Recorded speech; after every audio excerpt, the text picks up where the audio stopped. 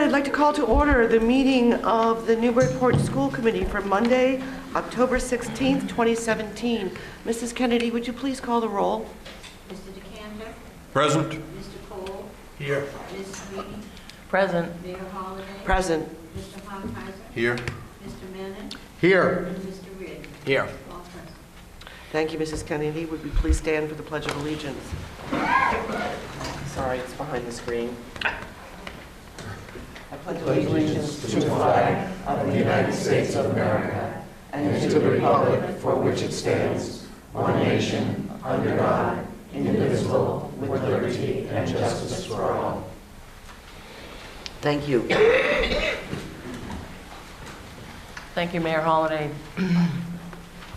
If you hear intermittent sounds from us, we're still trying to work out the sound system here, and we've been told that for our own purposes, we need to speak up more so that you can hear us and the audience at home can hear us. So if we sounded a little loud saying present or here, it's because we're trying to project. And so if you can't hear us at any point, could you please indicate that with the raising of your hand or whatever? I'd like to remind school committee members to shut off their mobile devices during this time, so that, And the public. So that we can concentrate on our meeting and phones aren't ringing. Welcome to this evening's school committee meeting.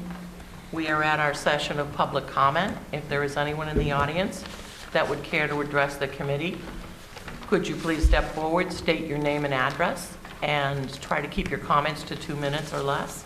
Is there anyone that has a public comment at this time? Yes.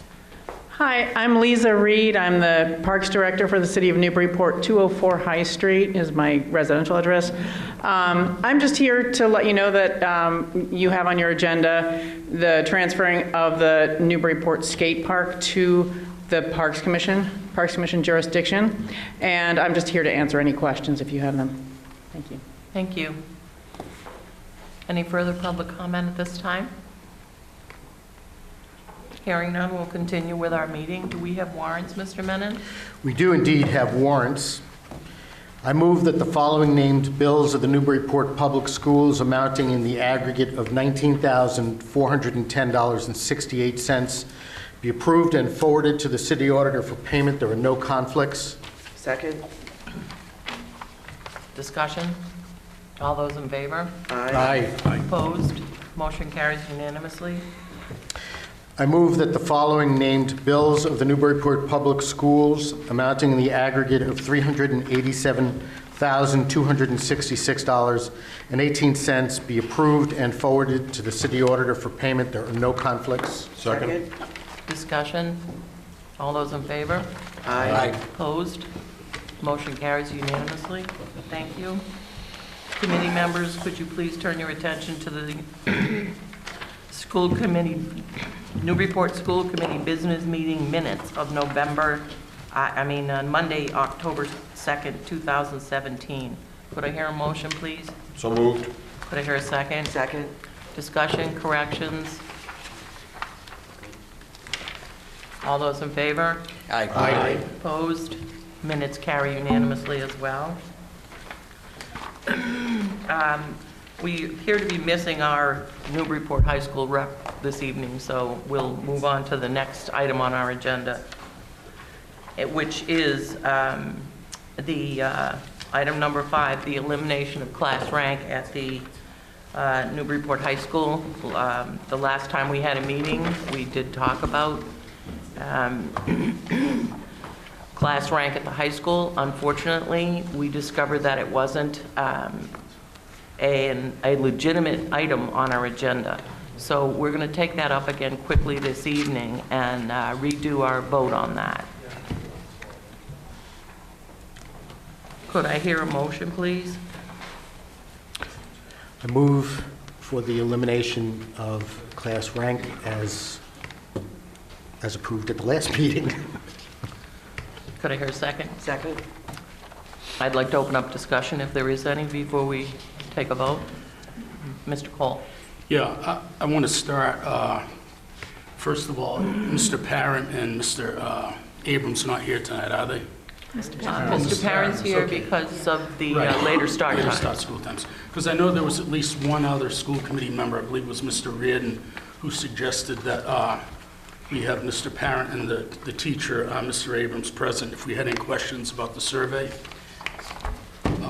I see Mr. Parent is here, but I think Mr. Parent's really the administrator at the high school and really didn't have a lot to do with the development of the survey. I do have some questions that I'd like to discuss, or some points I'd like to make. Please let me clarify for a moment. In the interim between our last meeting and this meeting, we did contact Mr. Parent at the high school. Therefore, you have your, the results from the survey you're talking about. I also had a conversation with Mr. Reardon during the interim as to whether he needed more information, and I think you indicated to me that you had the information you needed. I did. If that's incorrect, please correct me. No, I did. Okay, thank you. I just wanted to No, that's very talk helpful. about what's happened in the interim. That's very helpful to know. I still do have some questions that I'd like to bring up. And if Mr. Parent can answer those, I invite him to answer them. I just need to know a little bit more about the study. And I'll start with how was the data checked that was obtained? Is any idea how the data was checked? And I don't mean to be picky here, but we're talking about there's 612 students responding from all the grades. There's more than that attend Newburyport High School. And as we get to numbers about who's for rank, who's not for rank, which classes wanted to see everybody ranked, which classes didn't want to see everybody ranked, the difference of 100 or 150 students, that's significant. So I didn't know if the data was checked at all. Could you, I don't understand what you mean by checked. Well, there's a process by which when data comes in, it gets checked, that it gets verified, like the questions get verified. We went through this with the Charter Commission. Right. Okay. And with respect to the Charter Commission survey, it was checked 2 and 3 times. So there's no mention of a process whereby these results were checked. So I'm not saying that they're not accurate. I'm just asking if there was a process by which they were checked. And if there wasn't, I'm sorry to interrupt. I'm sorry that I interrupted Mike. He was going to answer. okay. I was not part of doing the survey. It was again, a group of students that approached Susan, Angela, and I over a year and a half ago. They wanted to survey the students. They worked with Mr. Abrams kind of as a guide, and the students took all of the information that was gathered from the surveys, and you're correct, Steve, not every student at the high school took part in the survey. The surveys were done over, I believe, a 2-day period in classes, and there were some students that were absent on the 2 days, so that would indicate why there may not be 100% participation in the survey, but the students themselves actually, I believe, under the guidance of Mr. Abrams, who was at that time the English department head, tallied all of the information and put all of the data into the pie graphs and charts that were given to all members of the school committee in the interim from the last time we were here, and also presented to the school committee in open session last year, where the students made this presentation and answered any and all questions that anyone had at the time about about the legitimacy of any of the survey data or anything like that. The thing to remember here is that this idea of eliminating class rank did not come from an adult in the building, didn't come from an administrator, didn't come from a teacher, didn't come from a parent. It came from students. Okay, thank you. I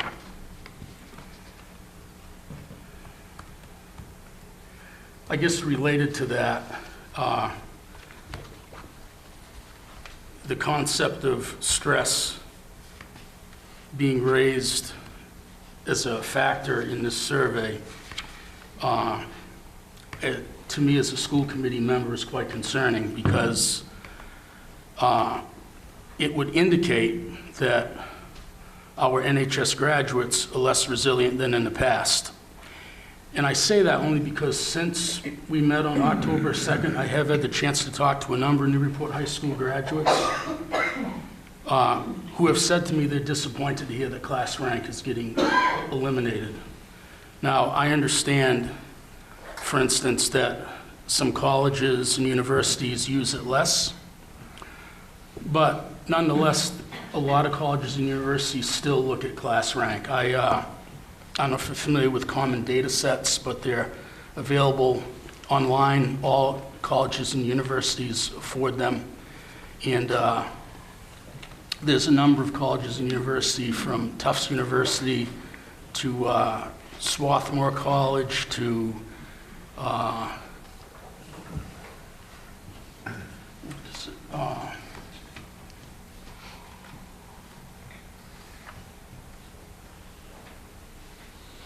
Hamilton College, I'm sorry, that still look for class rank. And there are schools that look at it less, but nonetheless, it's right up there with GPA, rigor of academic schedules, and class rank. So I guess one of my concerns as a school committee member is the importance of student supports. If we're finding that elements like class rank, which in the past haven't stressed out our students, are now stressing out our students, then what are we offering for student supports? During the last few years, we've talked about senior project for high school.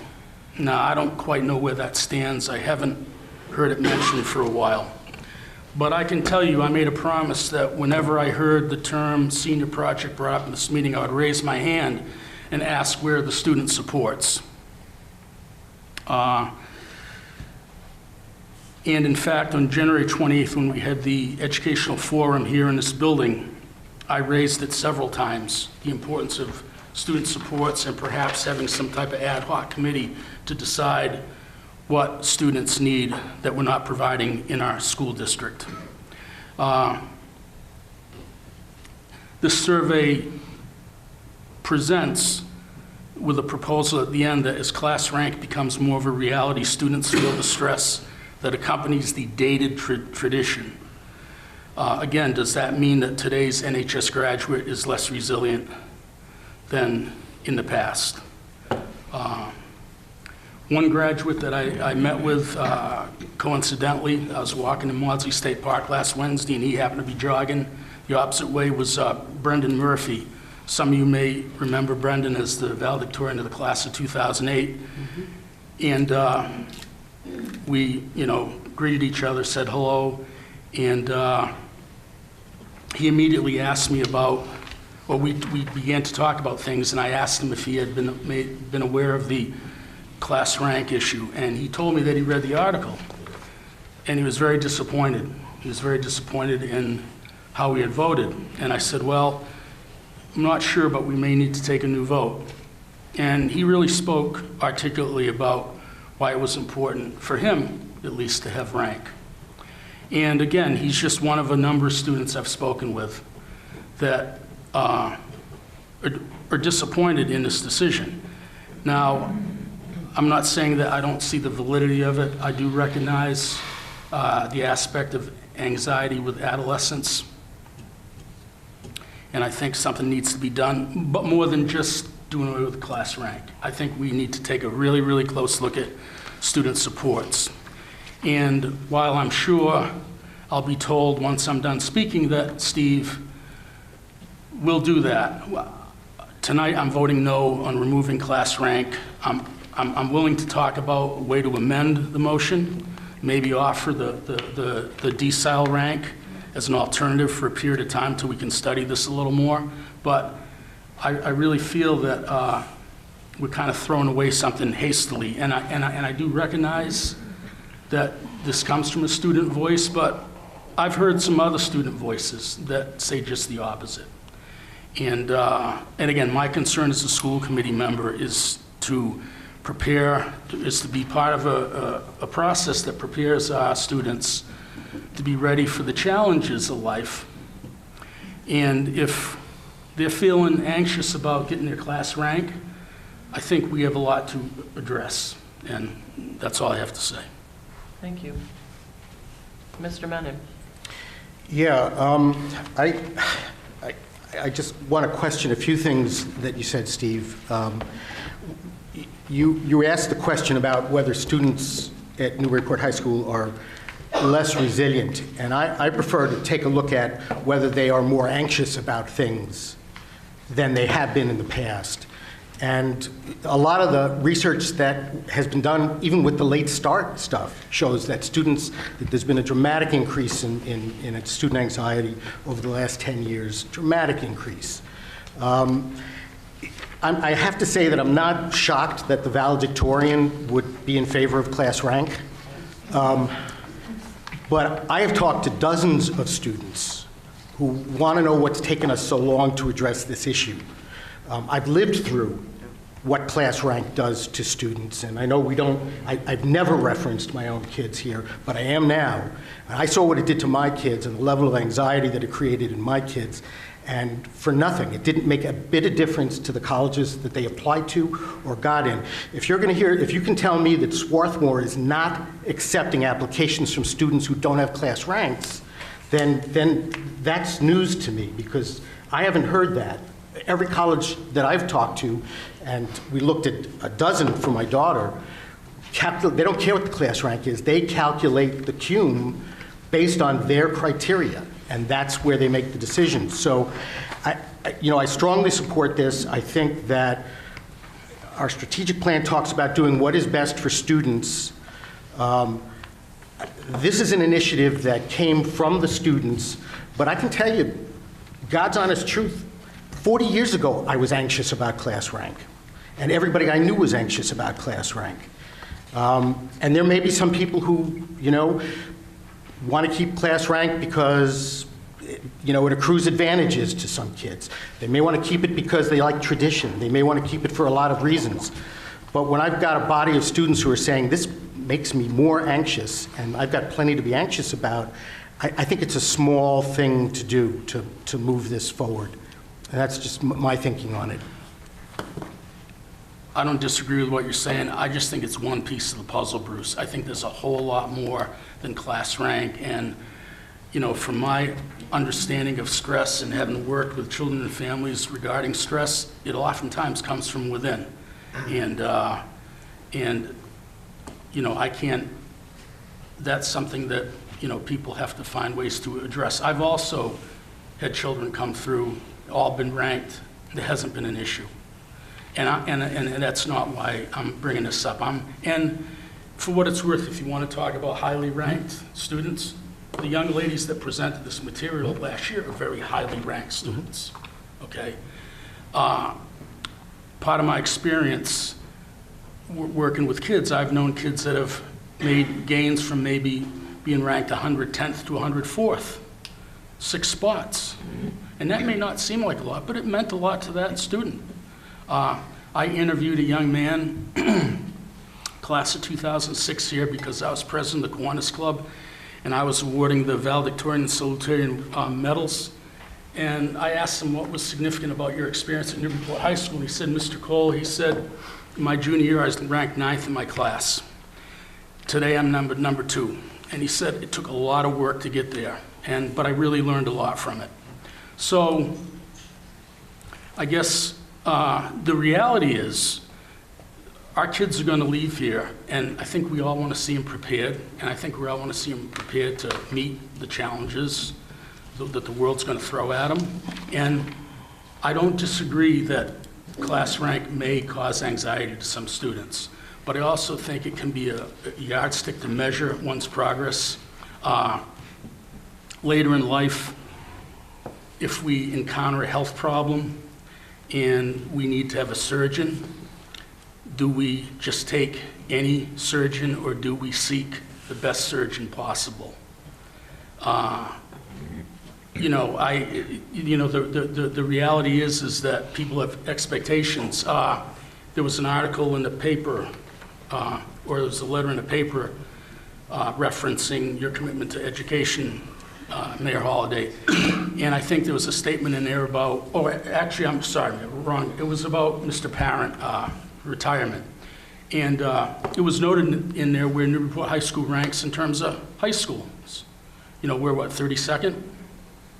So ranks mean things to people. And again, I think a lot of it has to do with how it's approached with the student.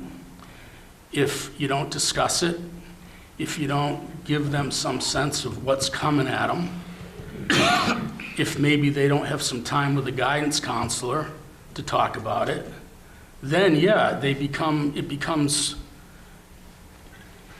you need to channel that. You need to channel that anxiety a little bit. So, but again, I'm not against doing something with the rank. I just think that, you know, I've heard from a lot of students who've gone through it that it hasn't, you know, they're sad to see it go. And, you know, some of the language of the survey where it's referred to as a dated tradition, I think that's wrong. I don't think you refer to class rank as a dated tradition. I also wanted to note on one of these bar graphs where it says how many students, how many students in a class should be ranked. And the most popular answer was all students in the grade level, 164. And then there was a group that said, 122 said no student should be ranked. But yet, there was a greater number that said all students in the grade level should be ranked. So I'm not saying that neutralizes the whole thing, it doesn't. The other thing that I found a little bit troubling here is that there's a question that says, if keeping class rank is important to you, why? There are no narratives in this study that talk about that. So basically, the study just has comments as to why to do away with class rank. So in some senses, it is imbalanced in that way. Thank you, Mr. Cole. I think there are, Mayor? I think there is no question that there is a lot of pressure on our high school students today, and I think this is why the advisee model was something that I know my parent had been trying to institute at the high school for many, many years, and now we're entering its third year of this program, and this is where you put a whole level, new level of support around students that we didn't have before. I think that's been a real important step. I also know that, you know, through Lesley College, the programs that staff have been taking and becoming certified in is really important in terms of understanding stress and dealing with these issues with students. And finally, I think that the list of schools that have eliminated class rank are top-ranked schools in our state. You know, you look at Andover, Concord Carlisle, you know, Lincoln Sudbury, Newton North, Newton South, Wellesley, Westboro, they've all done right away with class rank. And I think that students are based, there's enough things that they can be, you know, evaluated on in terms of their GPA as well as their MCAS scores. Love to see a senior project, we agree on that. Hopefully down the road we can see that a capstone project of some sort the senior year happen. But I think that our students receive, you know, sufficient assessments at this point. And I believe that the survey, it was done by students. I think that it represents a majority of the students who agree. And in my conversations since our last meeting, I haven't found to talk to a single student who supports keeping class rank. So I will vote in favor of supporting this initiative that the students have brought before us. Mr. Hoffman? Can I ask a question, Steve? And then Sure. I have a couple things I want to say, but I have a question. You said you ran into a student, and for a number of reasons, he was disappointed. Can I ask why? Like what some of those reasons were? Well, he mainly said that he mainly put it under the umbrella of competition and what students are likely to face when they, leave NHS and get into post-secondary and the job market. So I guess then the question, I think, at least stands before me is, do we think learning and becoming educated is a competitive event? Because I think when I learn something, and when I become educated, and when I finish a course, the only person I like to compete with is me. Did I learn more? Did I become a better student? Have I left this class better than somebody else? Whether or not somebody else earned another point isn't at all important to me.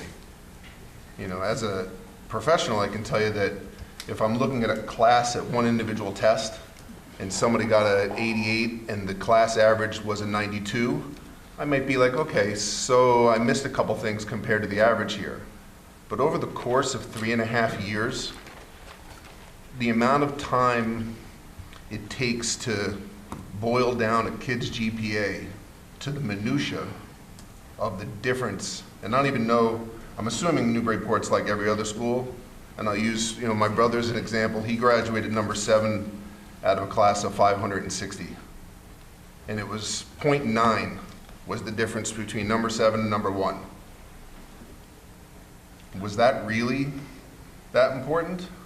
No. I mean, he went to MIT on a pretty good scholarship, and when he got there, half his roommates were number 3 in their building, half were number 2, and the other, went across the bridge to Harvard, I guess. But I guess what I'm saying is I don't see education as a competitive sport. So the idea of pushing kids to do better because they're going to go from number 9 to number 2, like you said, I think is the wrong impetus. With regards to resiliency, I can tell you, I think we are more aware of what stress looks like and the ramifications of it. We don't suck it up and gut things through anymore. We wear, what do they call those things in youth football, angel helmets now to keep the concussions down, not because kids are wimpier, but because we understand that it hurts over time, and it's not just the concussions, it's the problem. So I think when you talked about what are we going to provide kids, I would say we're going to try to provide them with as competition-free of an education as possible. So do I want to take one course versus another? I should take it because that's what I want to learn. Do I want to pit a theater student versus an AP chemistry student? No. But their grades are going to look a lot different, which is why I'm assuming colleges recalculate GPAs when they look at transcripts. And I would also say, as far as the valedictorian, I don't think personally that the highest GPA means this is the student who's learned the most, or this is necessarily the best student. And in my almost 20 years now in schools, I can tell you that I've met very few educators who would disagree with that statement, because we all know that the GPA piece of school is something that can be gamed. And in the reimagining teaching and learning, I think any steps we can take to focus on the whole child and focus on the education, be it senior projects or starting school later or whatever it is, and get it away from the gaming. And when I say gaming, I mean things like curved test grades or weighted classes or all these things that play with numbers. Ms. Bick sent out a letter today about the MCAS scores coming out. And they say, well, everything's going to look different because we've readjusted what we consider proficiency now. New York went through this in, I think it was 2011 when I was leaving there. New York State readjusted their benchmarks for proficiency. And people just don't understand. All of a sudden, 30% less of our kids, fewer of our kids are proficient. Well, you can game numbers however you want. And in the end, what I think we would like to focus on for our kids in Newburyport is the learning that happens in the classroom. On a last piece with regards to ranking the schools on the state, again, I'll tell you, in New York, in Westchester County, there was a huge move to not give school data to the U.S. News Report, who does that, do those rankings. I don't know if there's an in Massachusetts one, but I know the national average where, you know, Westchester County shows up probably 5 of the top 20 at least. Schools were no longer giving the data because it was driving schools to do things that weren't in the best interest of kids. They were in the best interest of real estate brokers and the commissions that they get, but not kids. So I'm still very much in favor of doing away with rank. Thank you. Any further discussion? Can I just respond to some of that? Thank you for your comments, Mr. Hochheiser. I guess one of the things that strikes me about learning together, I believe in it too. And I think, I'll tell you what has impressed me the most when I used to take my kids to college tours is to hear about different colleges and universities encouraging students to collaborate. Meaning, say in a math course, they're given a problem set to work on together. I don't know if we do that at Newburyport High School. I don't think we do. So I guess I would like to see more of that. I would like to see more collaboration in our classroom because that to me... Surprise me if we don't. I don't think we do it that much. I don't think we do it that much. Okay. I mean, I'll invite Mr. Parent. Depends on the course, depends on the teacher. Some teachers do it a lot, some teachers do it less frequently. I'm with you though. Cool. Yeah, I mean, those are the types of things, and where we start that, you know, I think will bring even more of a collaborative aspect to it. But, you know, again, I'm going to vote the way I vote, and it isn't so much that I'm not blind to it. I know it's a part of it. I'm reluctant to just throw it all away right now, because I think it does mean something to some people. The other thing, and I don't know if this, we have a lot of good students in the school district that don't stay in the Newburyport schools. They go to private schools. And I think they go to private schools for rigorous and competitive learning. You know, I'd like to keep some of those kids. I'd like to see that some of those kids stay here. But I feel like if we don't do enough to challenge them, if we don't provide in some increased rigor, we're not going to keep them. And, you know, I think that that's a factor too. That's a factor too. I'd agree, but class rank clearly isn't keeping them here. I'm not basing it solely on Okay. class rank. That's just a piece of it. I We don't. shouldn't be having a discussion across the table No, I'm here. sorry. Sorry. Anyway, thank you. Mr. Decanter? I move the question. Could you restate the question, please, Mrs. Kennedy? Go back for a page and a half, excuse me.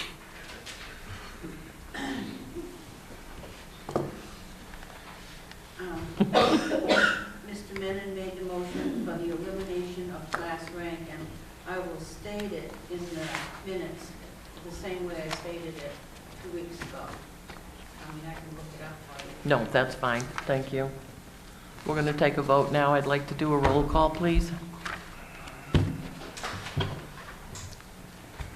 Thank you, Mr. Parent. Mr. Cole, No. Mr. Decanter, Yes? Mayor Holliday, Yes? Mr. Menon, Yes. Ms. Sweeney, Yes. Mr. Hochheiser, Yes. and Mr. Reed. Yes.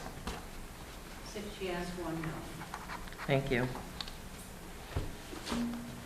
Next up on our agenda is a presentation about the Newburyport Skate Park, and Lisa Reed is here to answer any questions we might have.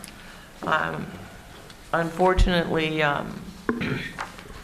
Mr. Bergholm can't be with us this evening due to a personal issue, but he has sent some information that the superintendent would like to share with us before we take this up. Do we need to have a motion before we begin the discussion? Yes. However, Yes.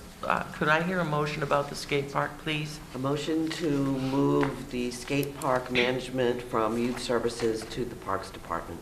Could I hear a second? Second. Discussion, please. Do you want to start, Superintendent, with? Can I just share, Mr. Bergholm sent me an email today, and he apologizes for not being able to be present tonight to discuss the skate park management plan. The maintenance related emission that he sees concerns the fencing that surrounds the skate park. It is in tough condition in some areas and should be listed in the occasional maintenance section of the plan to inspect and repair as needed. There are 2 tasks related to the skate park that my department currently handles, and I would assume we will continue to do so for the foreseeable future. First, the custodial staff locks the skate park at the beginning of each school day, unlocks it at the end of the day to discourage use while school is in session.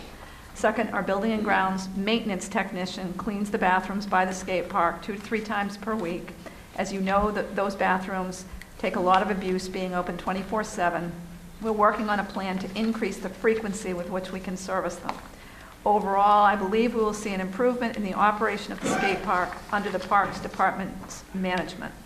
They have the resources and experience to operate and maintain the facility, and the plan that they have developed is thorough. With the addition of the fencing section that I proposed above, I would encourage approval of the plan. If expansion is going to be discussed, I would suggest that before any decision is made, we sit down and talk to other stakeholders in the building to assess the impact that expansion would have on the day-to-day operations and special events on the school grounds. This should include, at a minimum, the principals at both Knock and Mullen and the physical education staff. The proposed expansion takes up space that does get used for field-related events from time to time and would cut off direct access from the gym to the playing fields. And I would be happy to address anything else that comes before you tonight. So I guess, Ms. Reed, could you address some of those issues before we begin our discussion? I think the 3 key issues that the superintendent just brought forward included custodial staff and taking care of not only the space of the skate park itself, but the facilities that the skate park people use. The second thing was a question about fences. And the third piece of it, which I have questions about also, are plans for expansion of the state park. Did you bring any pictures of the expansion this evening for us to see? You have pictures in the report, in the management, as an appendix. I'm sorry, I did not bring a presentation, but the plan is in the back of your management plan. Is see, what I'm particularly questioning is the spot that Mr. Bergholm is talking about, is the access to the fire doors and the back of the gymnasium. Because it's my understanding that if the skate park expanded, it would be expanded behind the Knock in that same area. That's the current plan. I mean, I can certainly add to this. So under future considerations, we list expansion of the skate park. Certainly before we went forward with anything, we would involve all stakeholders and meet to make sure that any concerns were addressed. And if need be, a modification to the design plan would be made. Has this information already been shared with you? No, this is the first that I've heard. Which information? The information about the access to the gymnasium and the fire doors, because when we looked at a plan for the skate park, I can't remember how many years ago it was, that was a concern at that point, and I see it here again, so.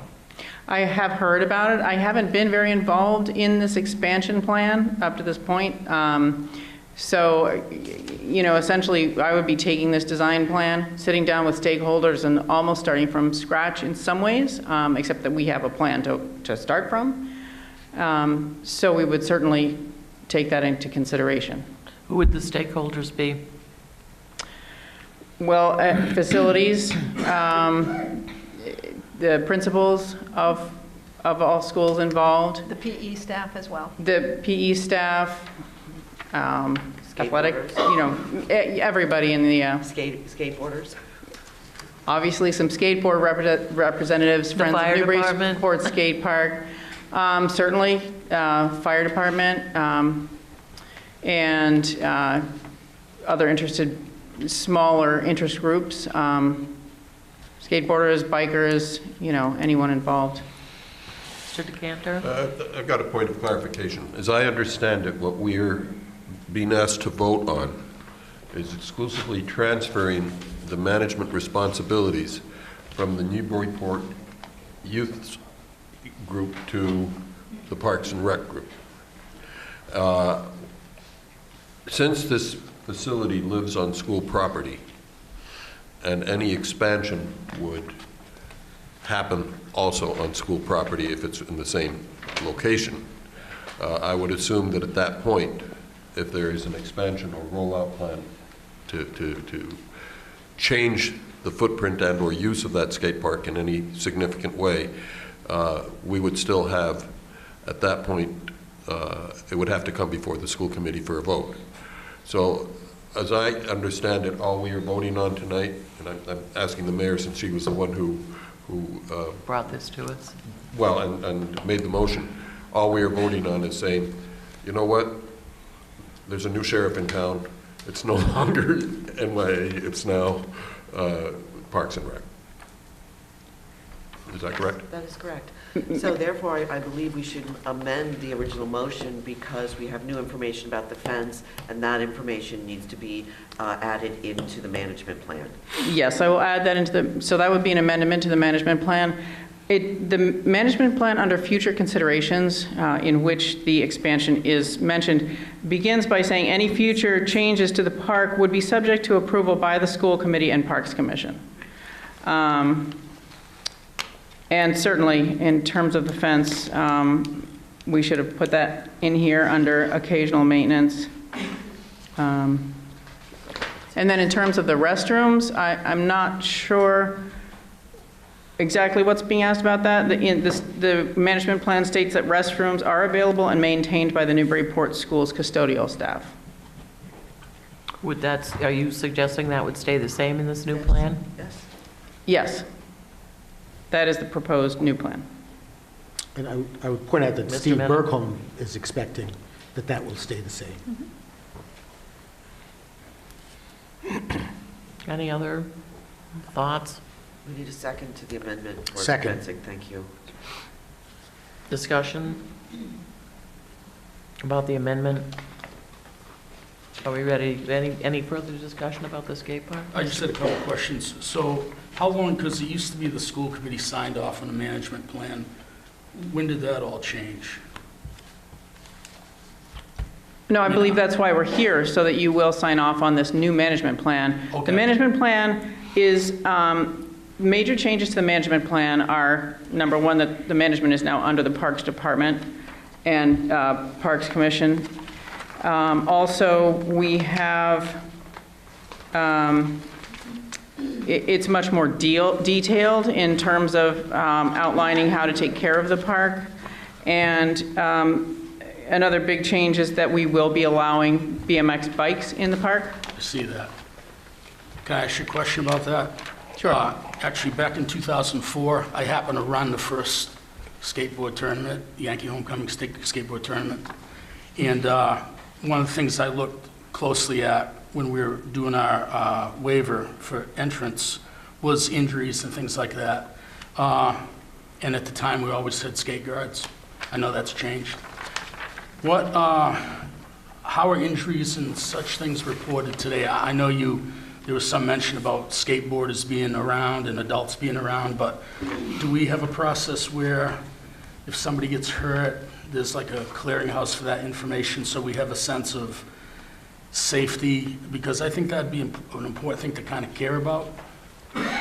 Well, the management plan states that for emergency situations, medical or police, signs are going to be posted to specify the location, so the facility name and physical address, to assist in emergency response. This will be included on the rules sign, and park users will be advised to call 911. Okay, so we do have a way to track safety and injuries and things like that. That's what I'm concerned about, especially as you say with the bikes coming into play and any collisions that may occur. Hopefully they don't. All right, thank you. Any further discussion? Can I ask a question? What exactly was the amendment? To include information regarding the fence, Okay. maintenance of the fence. Thank you. Are we ready to take a vote? Vote on the amendment, vote on The the... amendment first. So we're only voting on the amendment, which is to include information about the fence. All those in favor? Aye. Opposed? The amendment carries unanimously. With that amendment, we now need to take a vote on the skate park. All those in favor? Aye. Opposed? Thank you. Motion carries unanimously. Thank you. Thank you. Take good care of that skate park for us. Thank you. You will. Next on our agenda are the presentations for later school start times. As you know, this is the day, just to do a little background, in the spring and in the beginning of the summer, the school committee asked that each school form a committee to begin to talk about later school start times. The charge from us was to have discussions as to difficulties that may arise at each of your levels based on your age of your students and where your buildings are. We ask that you come back this evening to give us a preliminary report on your findings.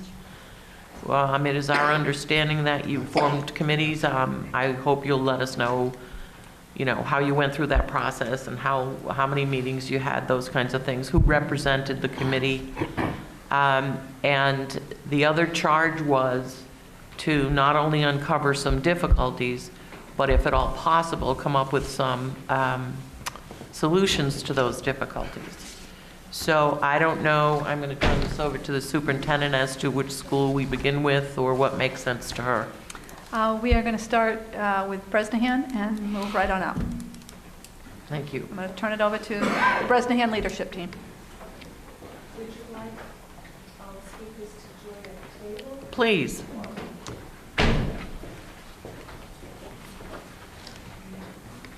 You might have to bring a chair with you, Are you however. projecting? Are you Yeah, projecting? they've got it right here.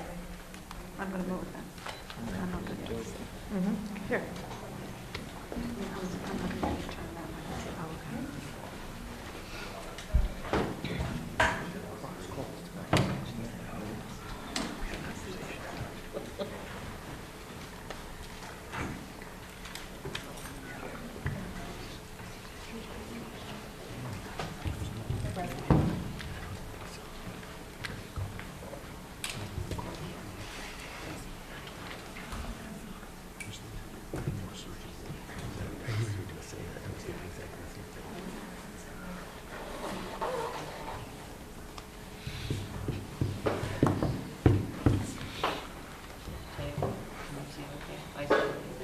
Can I see okay? You're like 3 feet below the screen.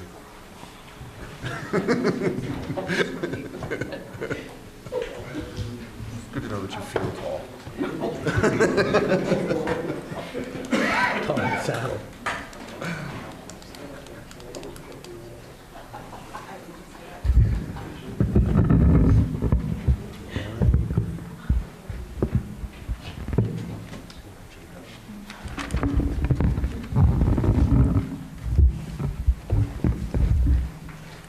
Or, sorry, if you're done, there's my come up there to grab and have control. Oh. Or I can just put forms. Okay, are we good? Okay. Well, thank you for having us here today.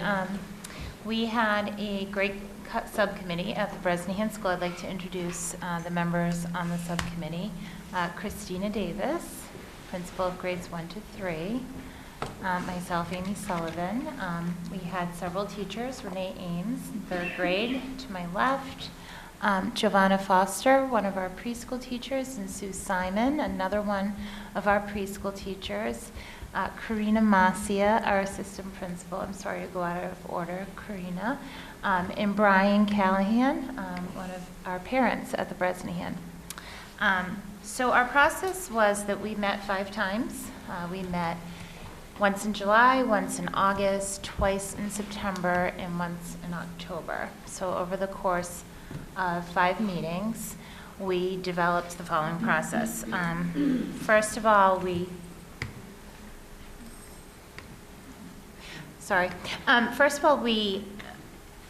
analyzed and disseminated several surveys. The first was from the school committee, which was the parent guardian survey that was sent to all schools. So we looked at that in terms of the Bresnahan. In the fall, when the teachers returned, we also sent out a teacher and staff survey. And we also contacted some of the local businesses and organizations for after-school activities, as that was a concern that had come up in the parent survey.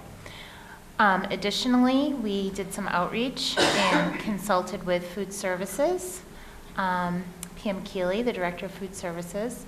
We also spoke with Amanda Bradbury at the school's OUT program in terms of before and after school care. We realized that the unions, that the number of different unions also could have a play in this. We deferred that to the superintendent. And lastly, we spoke to the facilities and DPW as all of the areas that we saw potentially as playing a role into if we did switch the schools to a later start time. So you can go to the next slide. Thank you. Okay, so the first information that we have is about the Bresnahan Parent Survey results. So just a few key points. The data was sent out both in hard copy, in students' folders at the end of the year, and we also sent it out online. So the data from those 2 sources was merged after it had come in. We had a total of 413 parents respond to the surveys. That was pretty good. We had a pretty good outcome. That's just the Bresnahan. And those parents have students in the preschool at a grade 3 range. We did decide, however, to report out for the Bresnahan in a couple of different ways. We reported for parents who only have students at the Bresnahan school, so maybe it's their only child or it's their oldest child, but with only students grade 3 and under. And also parents who have students at the Bresnahan and an additional child at another school in the district. So nonetheless, still a Bresnahan parent. Before we leave this slide, I just have a question for you. Do you know if those 413 parent responses were from 413 different students, or is that both parents answering, so it reflects 206? There's no way that we could know from the way that it was given, unfortunately. Okay, so we can go to the next slide. Thank you.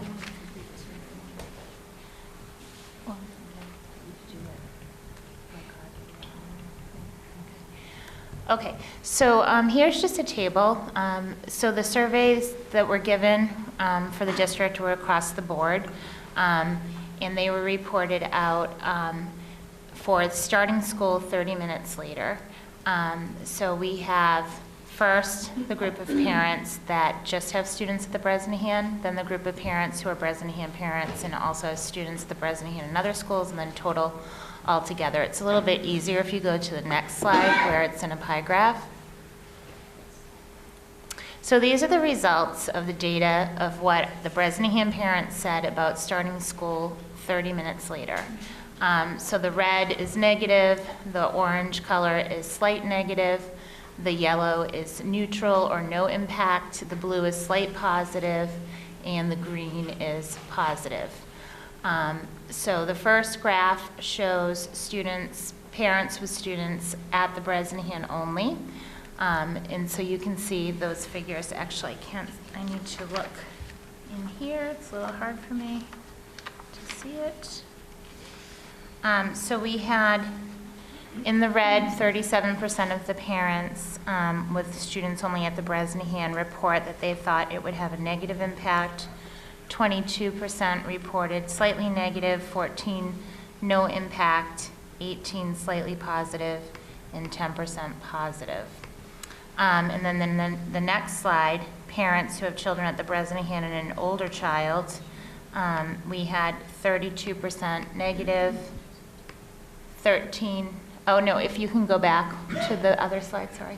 I'm talking about the graph to the right here. 13% slightly negative, 14% no impact, 19% slightly positive, and 23% positive. So then if you go to the next slide, this is all of the Bresnahan together. So we have, from the parent survey, starting school 30 minutes later, 35% of the parents felt that it would have a negative impact, 18% slightly negative, 14% no impact, slightly positive 19%, and positive 16%. Okay, so we can go to the next slide. So same questions, just ending school 30 minutes later, reported out in the same way. And if you can go to the slides for the visual. So for parents who just have a student at the Bresnahan or younger, 33% thought that there would be a negative impact, 17% slightly negative, no impact 28%, slightly positive 14%, and positive 6%. And then the next graph to the right, again, is the parents who have children at the Bresnahan and an older child in the district. So 25% negative, 15% slightly negative, 29% no impact, 15% positive, slightly positive, and 16% positive. And then on the next slide is, again, all of the Bresnahan. So you can see we have 30% negative impact, 16% slightly negative, 29% no impact, 14% slightly positive, and 11% positive impact. If you could go to the next slide, please. The survey also had a question on it that asked the parents to kind of check off what areas they thought would be impacted by a later start time. In the areas you can see across the top is before school childcare, after school childcare, after school activities, family time, other, or nothing would be impacted. So it was really interesting, this question had come up that, well, what does that mean, impacted? Is it a positive impact or a negative impact? It actually didn't delineate in the survey, so all we really can report out is that parents said that these areas would be impacted. I also want to point out, too, that parents may have chosen a couple of these, so it's not, when you see the next graph, I'll explain it a little bit. But again, we did it in the same way, parents with children at the Bresnahan and younger, parents with children at the Bresnahan and older, and then total responses. So if you could go to the next slide. So what we realized is these may have been better as a bar graph because parents chose multiple answers. You know, a 52 might not look like half of the pie. Do you know what I'm saying? Because they may have chosen another area.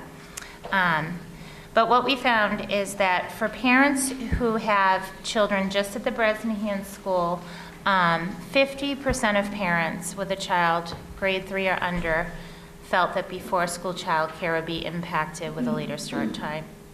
32% for after school, 51% thought that after school activities would be impacted, 41% felt family time would be impacted. There were a few other comments that constituted 11%, and some people thought, 12% thought that there would be no impact. And then you can see with parents at the Bresnahan and also at another school, an older child, 37% felt that their before school child care would be impacted, 20% for after school, 50% felt after school activities would be impacted, 31% family time, 17% other, 22% none. And then the next slide will have all of those results tallied together.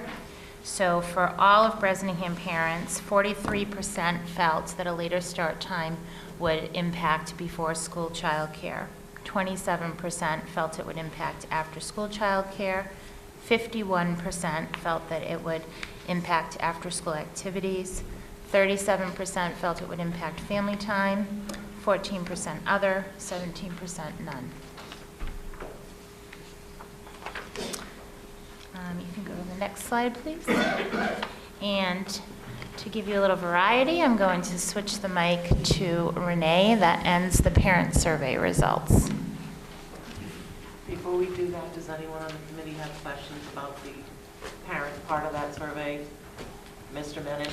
Yeah, I don't have any questions, but I would note that, that an interesting result that was fairly consistent was that parents who had a child in another school seemed to feel that there was less impact on their family in just about every area, and seemed to be more positively inclined. I just find that really interesting, that parents whose kids are experiencing upper L, middle school, high school are more favorably disposed to the idea.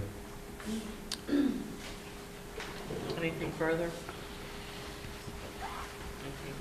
Okay, so in September, we conducted a very similar survey with teachers, and we, at a faculty meeting, asked teachers to make sure that when they responded, that they were just going to respond with how this proposal would impact the instructional experience for students, and to remove from the equation how it might impact them as individual people who have families and things. So this is really reflecting how teachers felt that this proposal will impact a student's instructional experience and then their instructional experience as a teacher.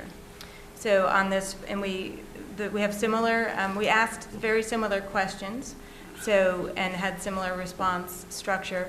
And so if you look at that pie graph, there's 74% of the teachers responded in either negative or slightly negative, and then 19% at no impact, and then 8% on slightly positive or positive.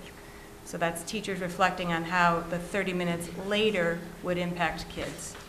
Okay, if I can ask a question. I don't think the survey probably extracted this information, but what is the impact? What is the impact that teachers I mean, I know you're saying negative, but what are those negative things? What are those things that So they later feel in the presentation, we took all of the comments that most of the teachers that responded with a narrative. And we took their comments and tried to organize them under themes that came out of it. So that's a couple slides ahead.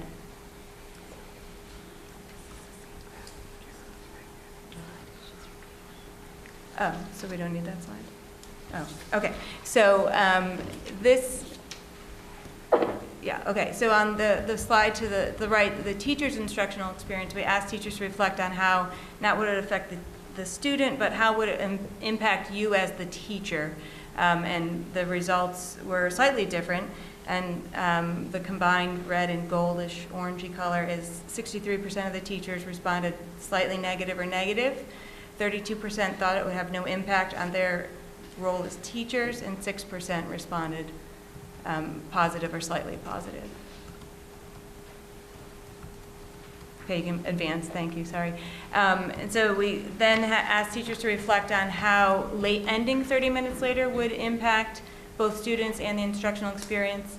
And the graph there shows that 64% of the teachers thought a 30-minute ending time would have a negative impact on students, and then 23% thought it would be slightly negative, which is a total of 87% of the teachers who responded felt that ending school 30 minutes later was in those two categories, and then 13% are in the other bands.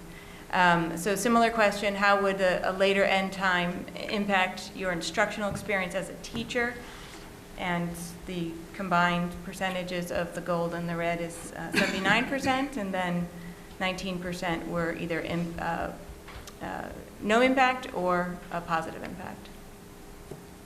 And you can advance. So this is what we were referring to. There were pages and pages of comments from both the parent survey and the teacher survey I found them really interesting to read through them. But there were so many of them, we tried to organize the responses into sort of categories.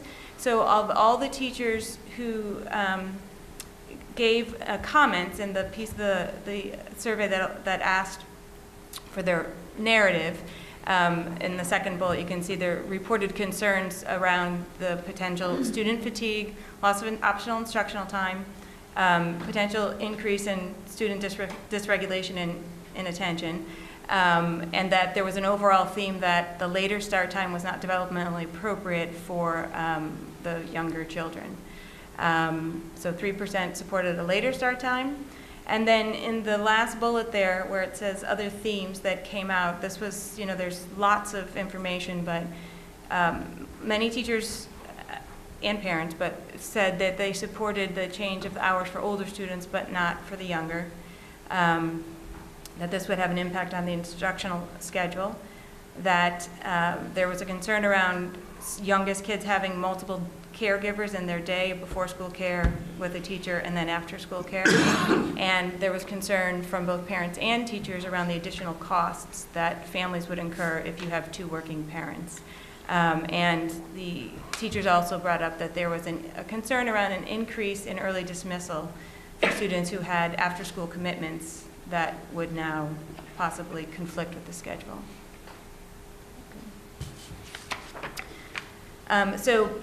A lot of the parents indicated concern around the impact with after-school activities for their kids. So we reached out, as a committee, we reached out to all kinds of businesses and the soccer league and the baseball leagues and all the different leagues to ask what their sense was. They were given a similar survey.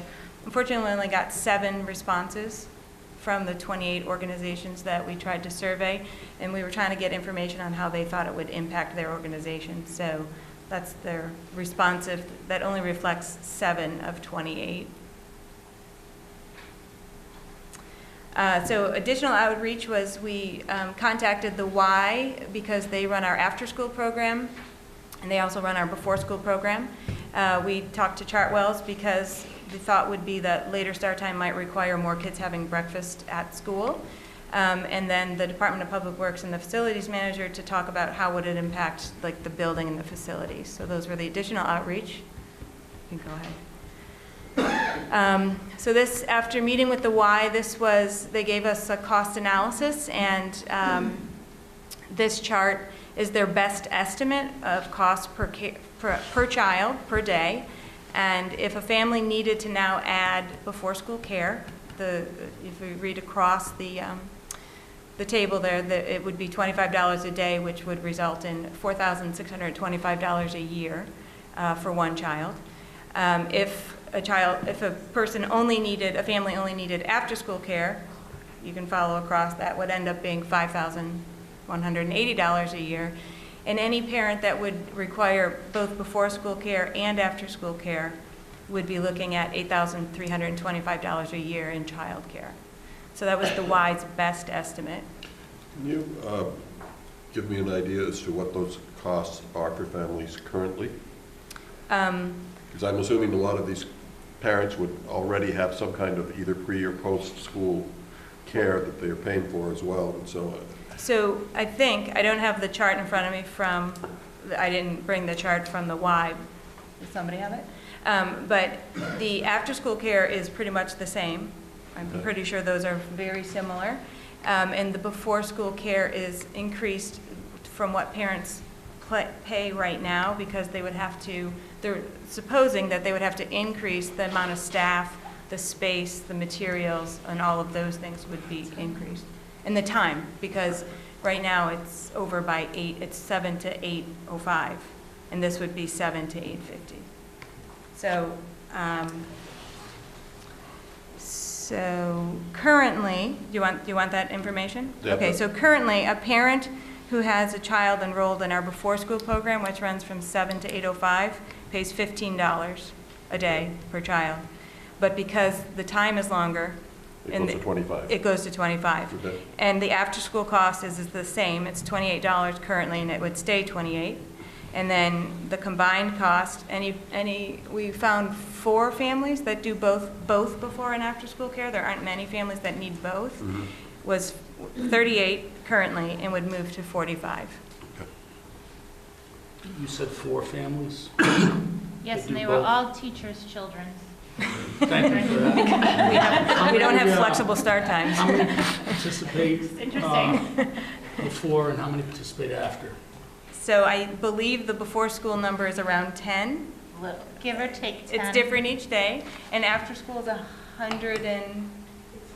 Oh, it's in there, sorry. I don't know those off the top of my head. It's not many before, there's a lot of kids after. The after-school program is actually booked. They can't take anybody.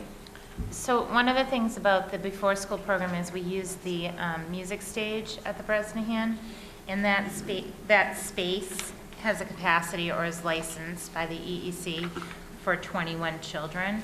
So we would have to obviously use more spaces if we were to increase.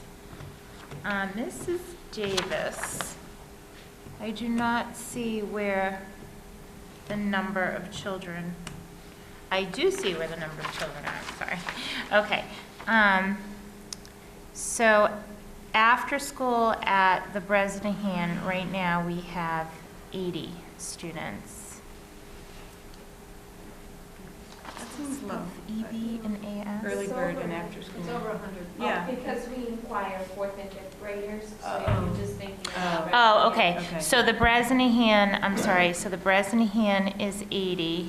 I don't have the Mullen numbers on here, I'm sorry. And of those 80, That's okay, I really just Yeah. want to know. but it's bigger than that because it's Yeah, also I the just Mullen really went kids. for the Bresnahan. Yeah. There's a Thank wait you. list for the program after school hours. Yeah, I thought we were licensed, I want to say 104 was our number, and so it must be at capacity if we're on wait list. So we must have another 24 from the Mullen 4th and 5th graders that come over, but we could verify that.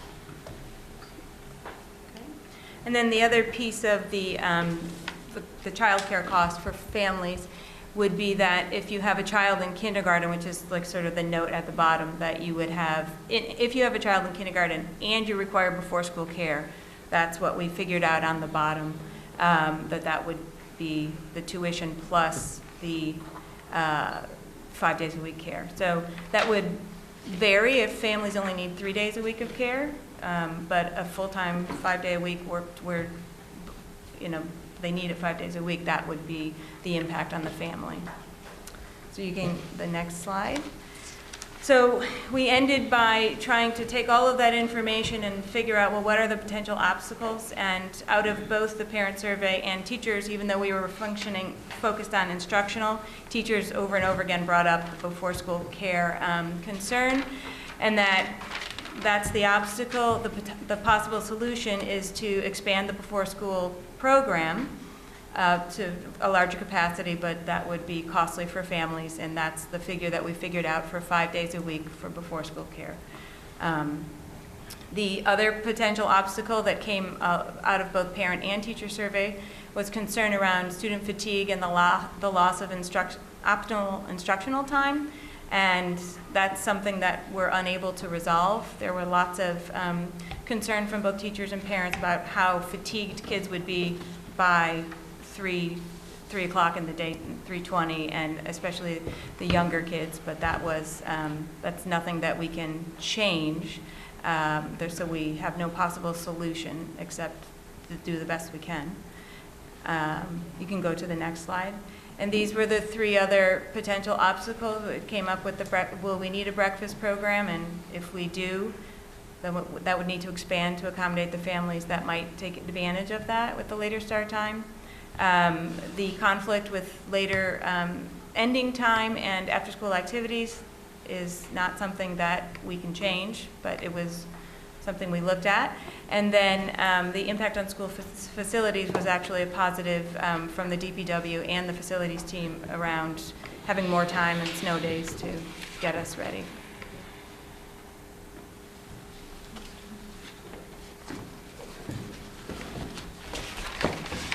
Any other questions?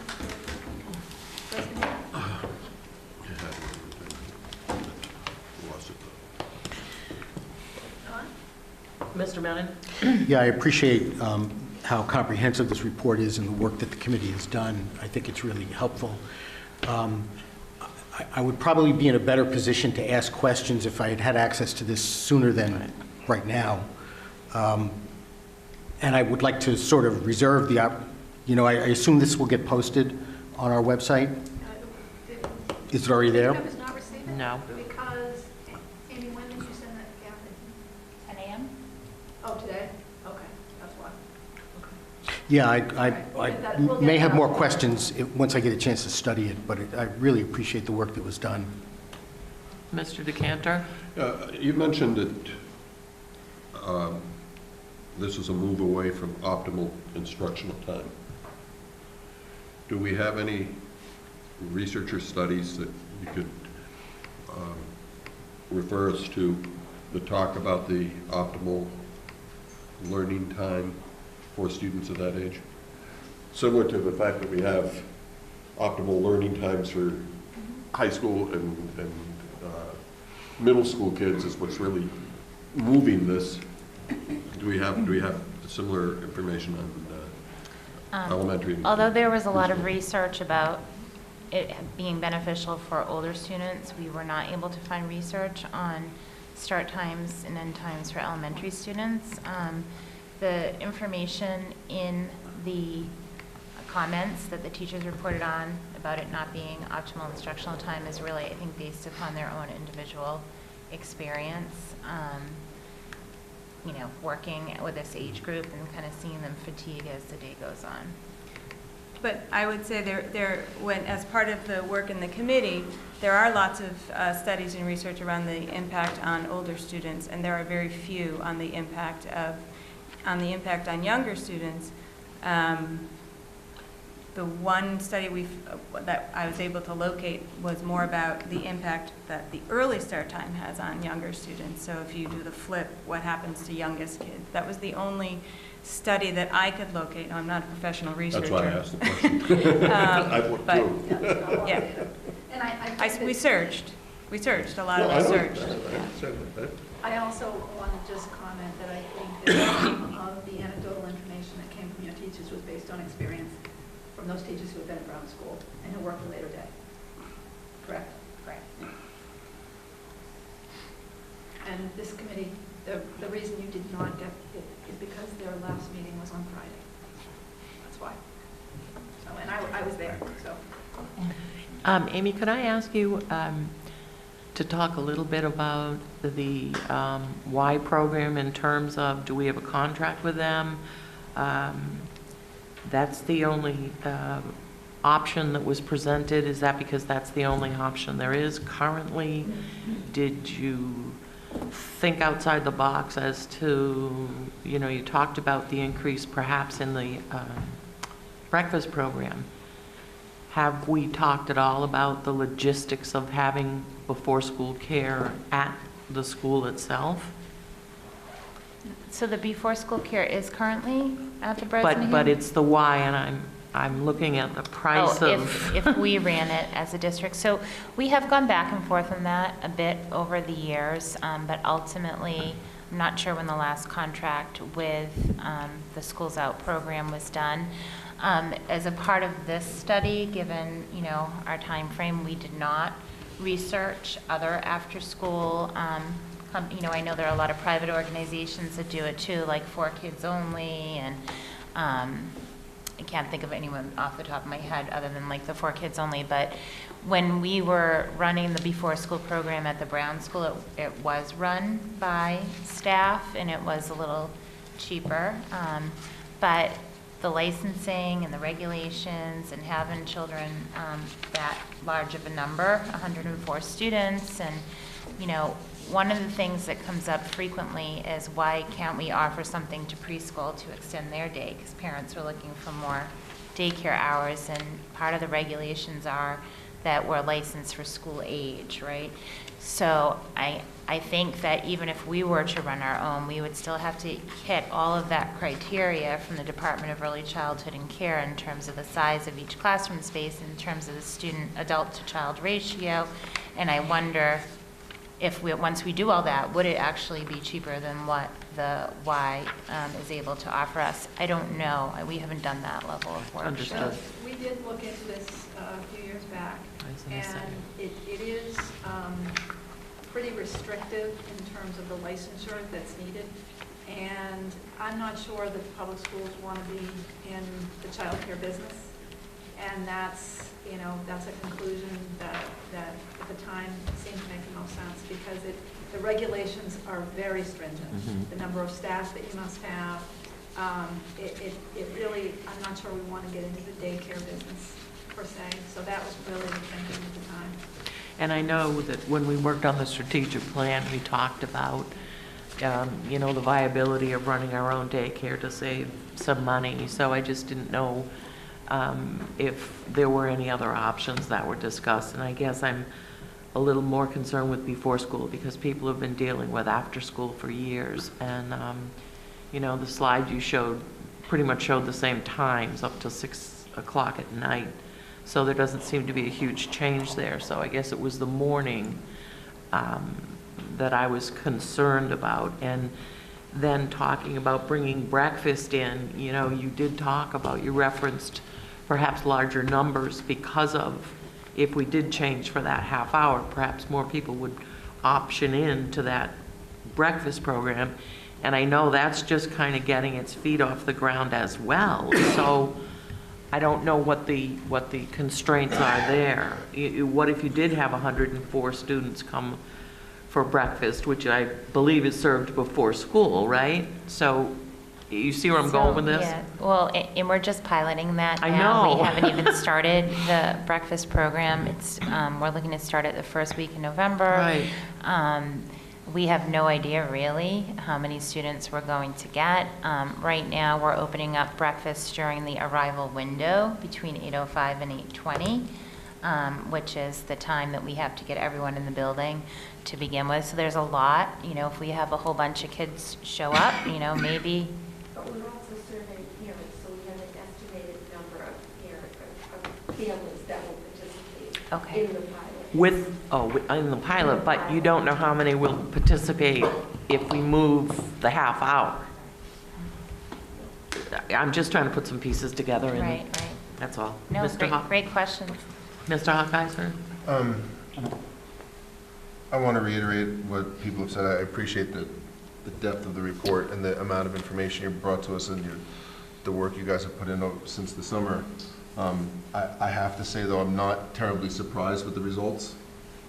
I mean, from a predictive standpoint, I think we had these conversations at the very first meeting, that if we moved the elementary school back, it would be this issue and that issue, and we talked about all these things before, so it's more in, I guess, supporting what we had thought we were going to come. That being said, did you guys at all talk about being more amenable to flipping schedules? Because I know in the spring when the committee had met,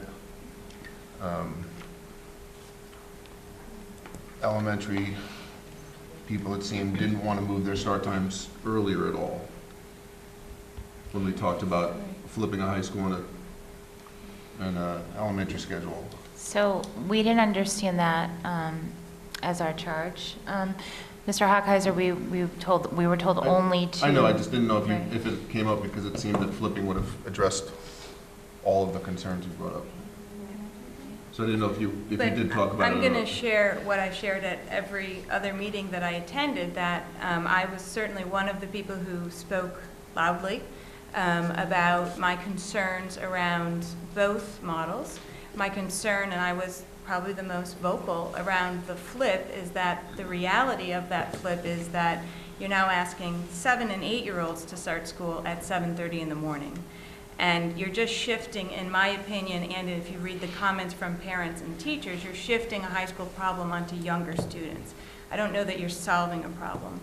And in addition to that, if you start school at 7:30 and our bus runs and schools, kids start to arrive at 7:20, our bus runs start at 6:50 in the morning. And I think it's an unreasonable ask of parents who have children under the age of 10 to have their child dressed, fed, ready, and at a bus stop at 6:50 in the morning. I think that's an unreasonable ask. Ms. And I Anderson. said that in every meeting that we went to.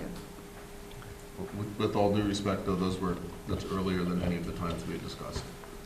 So I'm just going to put it out there. Nobody had ever suggested a 6:50 pickup time for elementary students or a 7:30 start time for elementary students. So David, if it were to be the flip though, you know, I know the bus comes in front of my house at 6:55 in the morning. I understand that, but we were moving everything later. So I I don't want to. Okay, I was just going with your terminology, the flip. Okay. I didn't want to have a discussion about this. I was just asking if you guys had brought that up again. That's all. Okay. Nope. Okay. Mr. Menon? Yeah, just if I could get some clarification. The Y program is an activities-based program. It's not an educational program in any way, not an enrichment. It's not tied to any of the curriculum that we do. They have homework time. They do bring in different enrichment programs for the children from time to time, particularly on the early release days. But it's really run as some, you know, outdoor structured play, some indoor activities, both in the gym. You know, children can choose from a variety of different programs, but do I think that they're planning those aligned to the standards? No, I don't.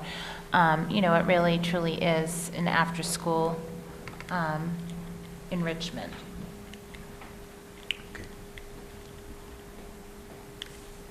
Any other questions for this elementary level?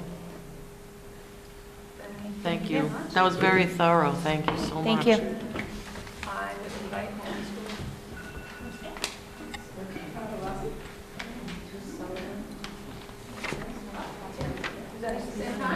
Yeah. We're going to save you a transition. Okay. We're going to save you a transition. A lot of information is very repetitive. Mullen and then knock. Mullen and knock.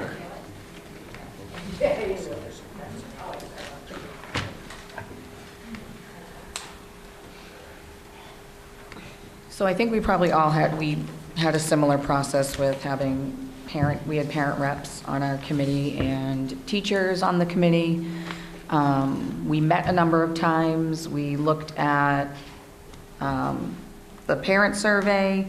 We did a shared Google Doc out to NOC and Mullen staff around listing pros and cons regarding starting later.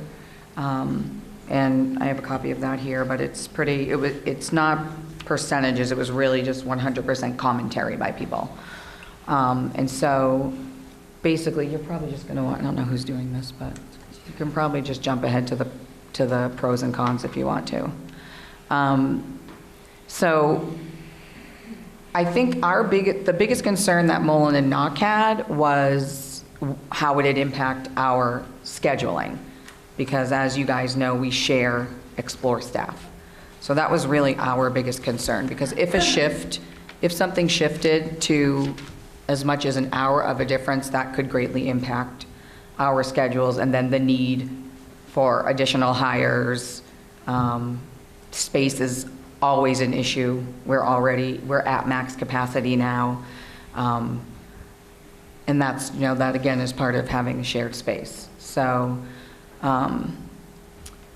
that was probably our biggest concern. Can you go to the pros, please?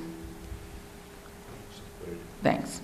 One of the pros that was listed, and I can't remember, it was a list as a potential time alignment with the charter and the IC, and we might save money on a bus. And then we did list that just moving us 30 minutes, it still keeps our schedules aligned, which does work well for us right now. We're able to do some cross stuff with the NOC, which we like, on our early release days, and occasionally at staff meetings we can get people together with a little bit of an early release time for some of our Mullen teachers. So we saw that with just a 30-minute shift, there really wouldn't be that much of a big impact on us at all in terms of our schedule. The cons are almost 100%, at least for Mullen, similar to the Bresnahan. Though there may not be a lot of research on kids fatiguing in the afternoon from being in education for 25 years and teaching kindergarten, first and second grade, and lower schools. they fatigue. They fatigue now. The kids hit a wall around 1:45-ish or so. So yes, going later in the day, I do believe impacts our students' stamina. There was concern from teachers about the dismissal time not aligning with their own schedule, their children's schedules, as well, due to other districts really not changing school times. And so additional childcare for all, which was a concern by both staff and parents. Before school care, again, was something that came up frequently by parents and by teachers. And we do not even, Mullen does not have a before school care program currently. So that would be creating an entire new program to be able to meet the needs of families that need before school care, which in two working parent households could again result in a financial burden. And I think the great work that Brez did with those monetary amounts was amazing. So I do see that, and I do see it as a big undertaking too. Like I said, with us sharing a building, being able to do before school care, we'd have to really think about how and where. Because right now, the way our schedules work, the NOC is using all the large spaces in the morning. So for us to be able to even do a before school care program, that would impact the NOC. So that would impact our schedules. And there is a concern of students showing up to school earlier without supervision, which already does happen. We love our kids biking to school, and they have no sense of how long it takes them to bike to school.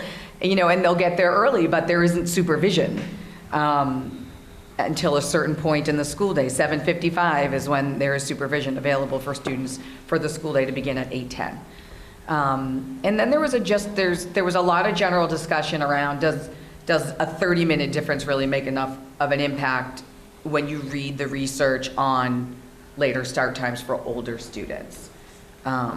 So people were still kind of feeling like, is 30 minutes really enough?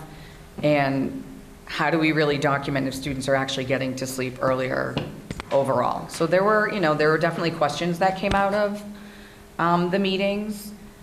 Again, I don't think it wasn't that anybody felt passionately one way or the other. It was just, this is what we think we would have to do if we did shift the times later. Ditto. Just kidding. Yours is a little different. Yeah, Mr. Menon, before we yeah, move on. I don't think, just to sort of address the very last point, I don't think we've ever had a discussion about kids going to sleep 30 minutes earlier, and I don't think the research really treats with that, and that's not why we're doing this. We're thinking about doing this because this aligns with the biological clock the next morning, the next day of kids. So, I appreciate people are concerned about that. It's not been a factor for me because the overall benefits are oriented towards what happens the next day. But were those things that were brought up, or those were things that were brought up? Yep, just questions. Okay. Questions that people were asking. Just a comment that I would make and remind people too is that the 30 minutes, we've had lots of discussions on is 30 minutes enough? And the research shows that really it's an hour that you have the greatest benefit, but even 30 minutes later, there is benefit to that. So I just want to point that out. And no, they won't go to sleep earlier. No, they won't. You can answer that one. I would go to sleep early. On to the NOC. Okay. So our process is very similar as everyone else's, so I won't go too much into that. But from the survey data and just from talking to everyone, two big issues come up for us. The in-house stuff, the between start and end time of the day is not impacted at all by the 30 minutes, especially as long as we stay close to the Mullen, and I think people respected that conversation throughout the stakeholders meeting. But it's the after-school activities, after-school care, and the before-school care. So all the parent surveys were coming back and saying, vast majority are in favor of this. These are the two high concerns for us. So the first thing we look at, and I know the high school will talk about this stuff too, because our athletics are run through Kyle Hodson at the high school, but our cross country and track they have issues. None seem insurmountable for those two. So in the fall, you're talking about light running in the woods and things like that. And the adjustment to start time shouldn't do that. You're talking about an aberration where like a team's late, the course walkthrough goes long, and all of a sudden something bad happens. It's probably not an issue. The coaches didn't feel like it would be an issue. We host a number of meets. We're very lucky to have Maudsley and have people really love to run there, so we host more meets than we go to. So travel is not a concern. Field hockey's different. Field hockey, we looked at the schedules over the last 4 years. There's 2 to 4 games where we go far away to Rockports and Manchester, Essex, and places like that. They set the time, so the home team sets the time. You can talk to a home team and see if they are willing to adjust it, but they have their own domino effect of moving their field times and things like that. The coaches were saying at this point already, it's very tight when you show up to games in Rockport, where you're going to be rushing onto the field, probably not enough preparation time. So we talked about options for that. I don't think any of the options are great. You're talking about either releasing kids early for games 3 or 4 times a year. It's not as big a deal in the 6th grade as it is in the 7th and 8th, where you might be taking them out of, algebra, let's say. You can just forfeit those games. Leagues don't love that. You don't become a very well-respected member of a league if you forfeit 2 to 4 games a season. Or you can just eliminate the program, which would be really disappointing and I don't think is desirable for anyone. That's a simple solution. I don't think it's the best solution. Our ski program's another one. Again, I don't think the impact is great. You're losing a little bit of time on the mountain. That really impacts students who are going to learn to ski. They're able to sign up for lessons when they go, and there's some impact about how many kids can take lessons and how much time. But you don't lose the program, you just lose 30 minutes on the mountain. The second issue is actually where we're trying to do some work at the NOC where we don't always just talk about problems and we actually phrase them as opportunities. So when we go to the next, actually skip 2 slides. So where you start to talk about before school care, it's not so much a problem as an opportunity to look at the overall health of our students. That came out in the stakeholders meeting last year, that moving the start time is acknowledging the neuroscience, is acknowledging the health of our students. And if you're gonna do that, you might as well keep going with it.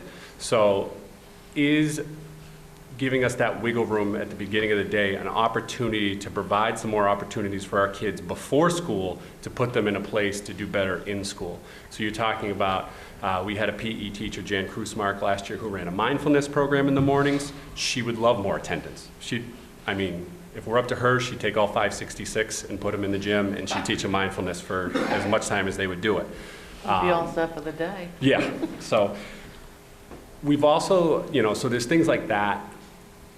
The NTA would need to approve any sort of like contractual changes. So if you're asking people that they change their after school time to before school time, that's not gonna happen without the union's input. As far as our teachers are concerned, they love their time with their kids and they would do it before school, during school, after school, on weekends, whenever they can. I'm not mandating that for them, I'm just letting you know that those types of people. The other thing we looked at was a breakfast program similar to the Bresnahan. Talking to Chartwells and Pam Keeley, they had a breakfast program at the NOC. It was not successful. Students were not eating breakfast. I was hopeful for it, just in the sense of like, let's fill their bellies, let's fill their minds and get them ready for the day.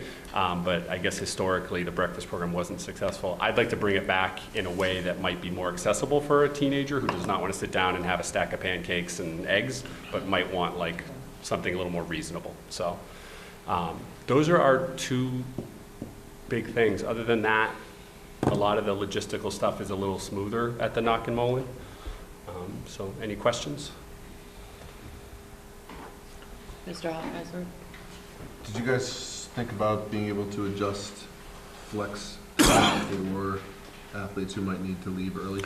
Yeah, so in the 6th grade, it's very doable. Where you run into it is with Spanish. So we made a commitment to Spanish, and I would hate to say, you know, all of a sudden, like, yeah, they will not be dismissed from any class, but, you know, except Spanish. It doesn't send a great message. So I don't think we'd be done looking at it. It's just easier right now to do it with the 6th grade and dismiss them early from their current schedule than the 7th and 8th.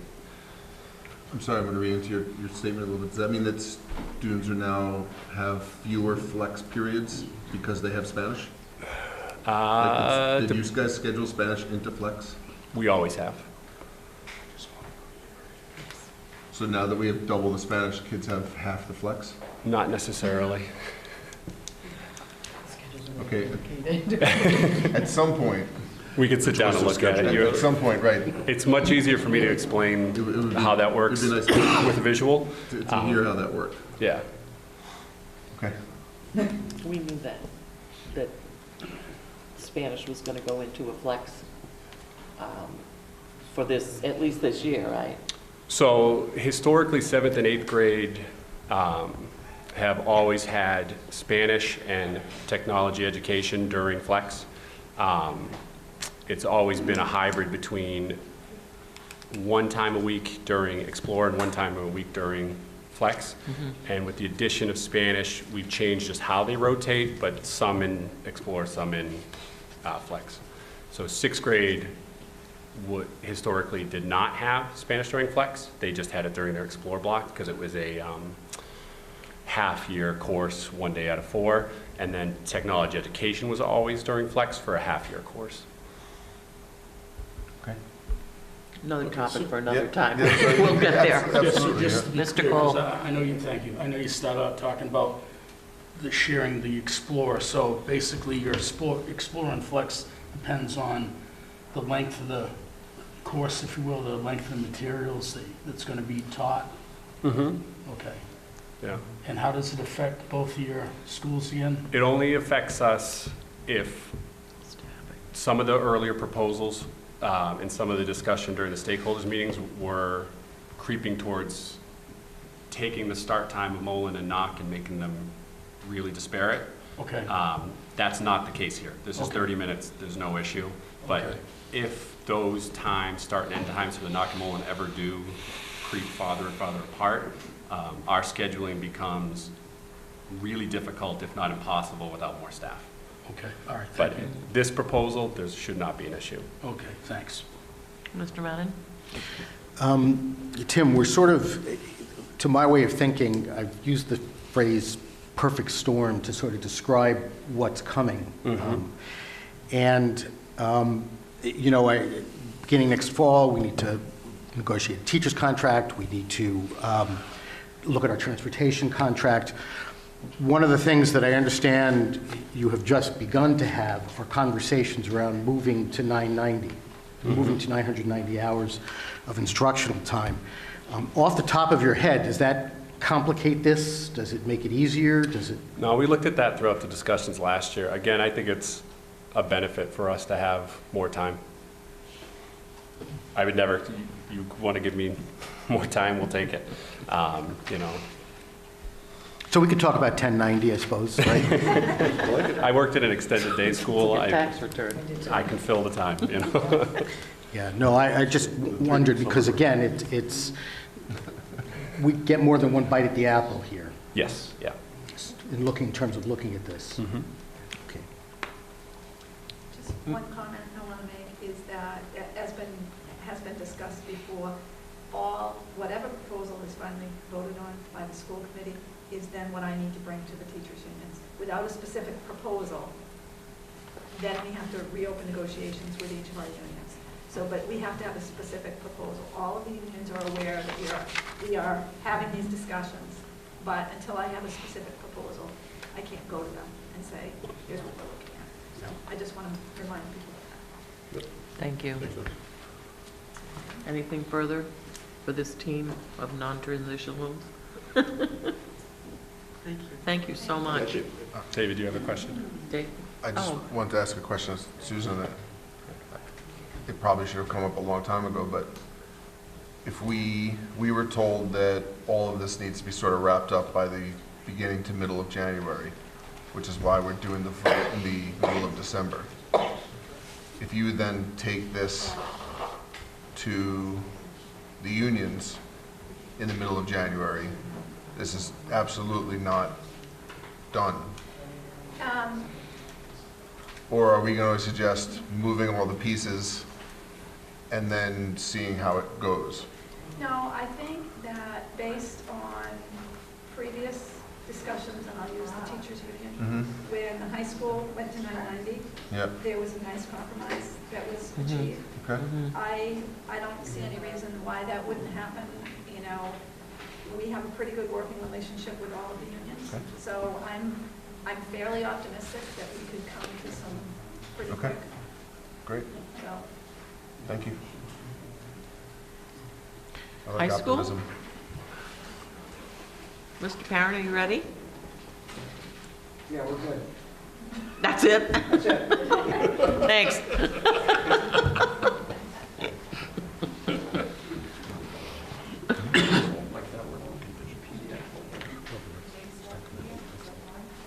I think the one up above, right there. So what I had sent to Kathy was a draft, and so I made a few alterations as far as the presentation and added a slide, so I have hard copies for here, and I also have hard copies for anybody in the audience.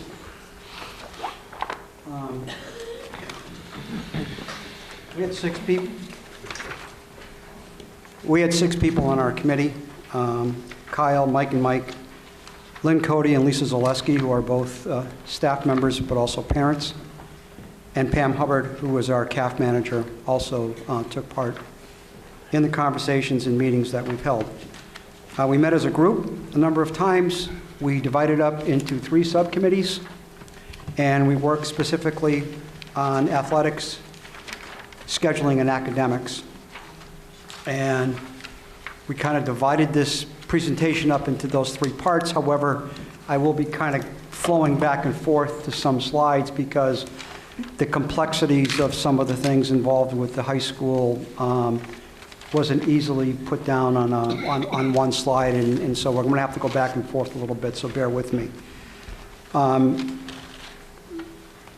Some of the information that I'm providing you today is more realistic numbers based on the conjectures that we were making, Kyle and I were making last year when we were looking at both the academic and the athletic components of a later start at Newburyport High School. We made a presentation to the school committee last year. We took real life, real case numbers of current students and applied it to next year, what it would look like with a 30-minute later start to determine as to, okay, what did student athletes miss if the schedule stayed the same? What schedule is out there? What schedule might we want to go to?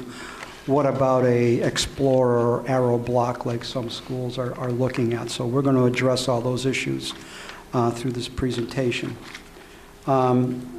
We also have some solutions. Some are pretty simple, some are not. Some are going to require a financial commitment on the part of people, and so we try to outline these to the best of our abilities. So my slides hopefully are numbered because they were numbered in my office. But if you can go to number 2, that's slide 2. We'll go to slide 3. When we'll start with athletics. So we broke athletics down into the 3 seasons of sports. Athletics being a piece of the puzzle that would be affected whether it's a 30-minute later start or a 60-minute later start. So what we did was, and Kyle worked, I believe, with Lynn Cody mostly on this, they broke down each of the sports in the fall, each of the sports in the winter, and each of the sports in the spring, let you know how many students currently, this current year, are participating in those sports, what the issue was for a later start, a later dismissal for each of the sports in particular, and then some solutions for each of those particular sports. They may differ from sport to sport. In cross-country, we have an unbelievable number of 130 students participating in men and women's cross-country. Issue, 3:30 non-negotiable start time in most cases. By the time kids get there, they walk and jog the course. You have multiple teams involved in the meets. One of the proposals, as you'll see, is that we're proposing the possibility of changing our later start for Monday, Tuesday, Thursday, Friday, and keeping it an earlier start on Wednesday to accommodate the sport, or we're dismissing students at 2:20. If you're looking at what an early start Wednesday only would look like, if you turn to page 11 in your packet, you'll see that for one day we would stay with the schedule we currently have, and it would be different for Monday, Tuesday, Thursday, Friday. That would accommodate the 130 athletes in cross-country. Golf is the most, going back to slide 3, golf is the sport that has the most impact of any sport, and it does no matter what the schedule is.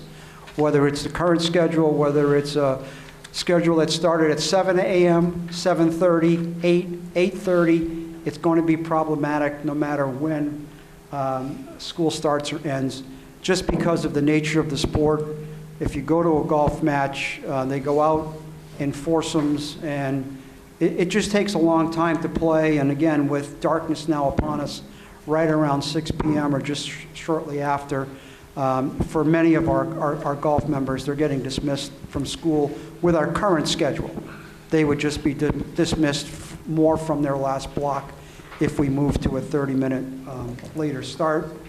One of the things that we certainly do not want to do is eliminate our golf team, but our golf team is dismissed 2 to 3 times a week early for matches, anywhere from 2:15 to 2:30, and when they go to the all-league meet and state meet, they're dismissed somewhere around noontime. So it's a problem now. It's not certainly going to make it any worse per se, but it is an issue.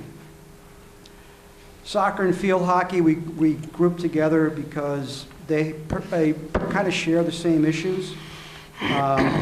League sets the 3:45 start time. We have the ability as the home team to massage that a bit, but when we're going to away matches, half of our away matches, we may not have that luxury of having a school comply with us asking for a later start. Starting our home games half of our games later certainly is definitely a probability and possibility. Requesting changes from away sites there is no guarantee. If I'm the home school and my kids are out at 2 o'clock and you don't want to start your match with us until 4, what am I going to do with my student athletes at my home school for 2 hours in between my end of school and starting an athletic event? It's an incentive to do later start time at that school, I would think. Yeah, well, that would be as I said from the beginning, Bruce, you're stealing my thunder again, that, I think if this was done regionally, we wouldn't be sitting here talking about the complications of sports. We can start 2 non-league games later because we have 2 in each of those boys, women and men's soccer and field hockey. In our schedule, we have 2 non-league games per sport. Those we certainly would be able to adjust without a problem. The most optimal solution for us at the high school is to add lights to another field, preferably turf, but we would take anything because that would give us much more possibilities of moving teams in and out of another lighted field. So let's say, for example, and please don't throw things at me either here or in the audience, if we said we're going to light Fuller Field, that would give us a lot more options as far as scheduling of events once we get to this time of the year when we're into the second week of October, or we're playing matches the first week or second week of April. Football is really only impacted by freshmen. Doesn't impact the JV and varsity, who the varsity plays at night. So there's no problem there. But the freshman football team, Thursday, getting dismissed, they get dismissed now right at the end of school. If we kept them with that same dismissal, again, we might have much more flexibility with home games than we would with away games. Again, you add a rectangular lighted turf field in addition to what we have now, then we're eliminating many of the problems that would exist for our fall and for our spring athletic teams. Volleyball, which was a new sport here at Newburyport High School, was clubbed last year. It is now, we have a full varsity JV and freshman squad. I'm pleased to say there would be no issues no matter what the start time is. It's indoors in the fall. In the winter, track, we have between 115 and 120 athletes. We go to either Ipswich or Essex Tech for matches or meets. And the meets either start at 3:30 or 6:30 and is determined by the league. So there's 2 time slots. All teams rotate through, so not one team always gets 6:30, not one team always gets 3:30. There's a rotation that's decided so it's fair to all schools. So we're either modifying a late start similar to what we might be doing in cross country in the fall. We could do with winter track in the winter. We could request more 6:30 time slots, but there's no guarantee of getting that. And we would need to be dismissing students anywhere from 2 to 2:30 to get out to get ready for a meet that starts at 3:30. You're dismissing 120 kids. We now have 3 buses for cross country. So just managing those kids from the time of dismissal to getting on the bus to leave for the event to get there on time, it's a pretty significant movement of student athletes. Basketball, men and women, the league has started to move to an earlier start for varsity. It used to be 7, then it went to 6:30. They're looking to move that to 6 p.m., which means that we start our JV matches early, our JV games earlier, which means we move our freshmen earlier. One of our options is to take the freshmen and play them on different days than the JV and varsity, because by the time we got to certain schools, if we were playing a freshman game before the JV and varsity games, it would be very problematic getting our freshmen there. They would have to be dismissed early, regularly for away matches. One of the big issues is with our men's ice hockey team. We have 45 to 52 kids playing ice hockey. Practice is set by the graph. It's also prudent for us financially to look at the best possible time to have that. And for us, over the last couple of years, it's been practicing from 2:50 to 4 o'clock. They've given us basically an extra 10 minutes without charging us. They charge us for a 3 to 4 o'clock slot, but we're able to get on the ice with our current dismissal right now by 2:50. Away games, we're at the mercy of what the rinks have, and as you know, the rinks have pressure not only from high school, but from adult leagues, from youth leagues, so it's very problematic making some significant changes with many of the away teams as far as game time for hockey. The other big issue for hockey is practice time. If we get away from the 2:50 to 4 o'clock current practice time, we would either have to practice early in the morning at like 6 a.m. when the rink opens up, or we would have to take after public skate and youth and everybody else that plays, we would have an 8 to 9 o'clock in the evening practice time. That again has its own issues, both positive and negative. The other concern is that we made a very concerted effort over the last several years to implement co-op sports. We have women's hockey that is matched with Masco, girls skiing that is lined up with Georgetown and Triton, and men's wrestling, which is lined up with Pentucket High School. Those schools that we're aligned with, they're the host schools, so we have to go by their set times. We can't dictate to them. We join them. One of the options would be is that we become the host school, but then we are the school of financial record, and there would be a financial impact on us if we became the host school for either women's hockey, girls skiing, or men's wrestling. I will tell you, we are looking already at the possibility of branching away from mass school over the next couple of years, because we think we may have enough female student athletes to do our own women's hockey program, but that is also in the mix here as far as issues that would be with some sports teams as far as dismissals. Excuse me. In the spring, we have 320 students on slide 5. Again, track 90 to 95 kids. The Cal sets the schedule. Being a 20-plus year track coach, I know that, if you don't start meets on time, depending on the facility you're at, when I was at Keene High School, the javelin was one of the last events every day or every meet. And I remember times when marking the javelin out there, it was getting downright not a good place to be when javelins were flying and you couldn't see well. You could modify the late start hours and go back to that page 11, early start on Wednesday, keeping a later start on Monday, Tuesday, Thursday, Friday. We could show up to meets that have already begun and forfeit the events that have already started, or we could dismiss students anywhere from between 2 and 2:30 to get to that meet on time to start when the Cal sets the time.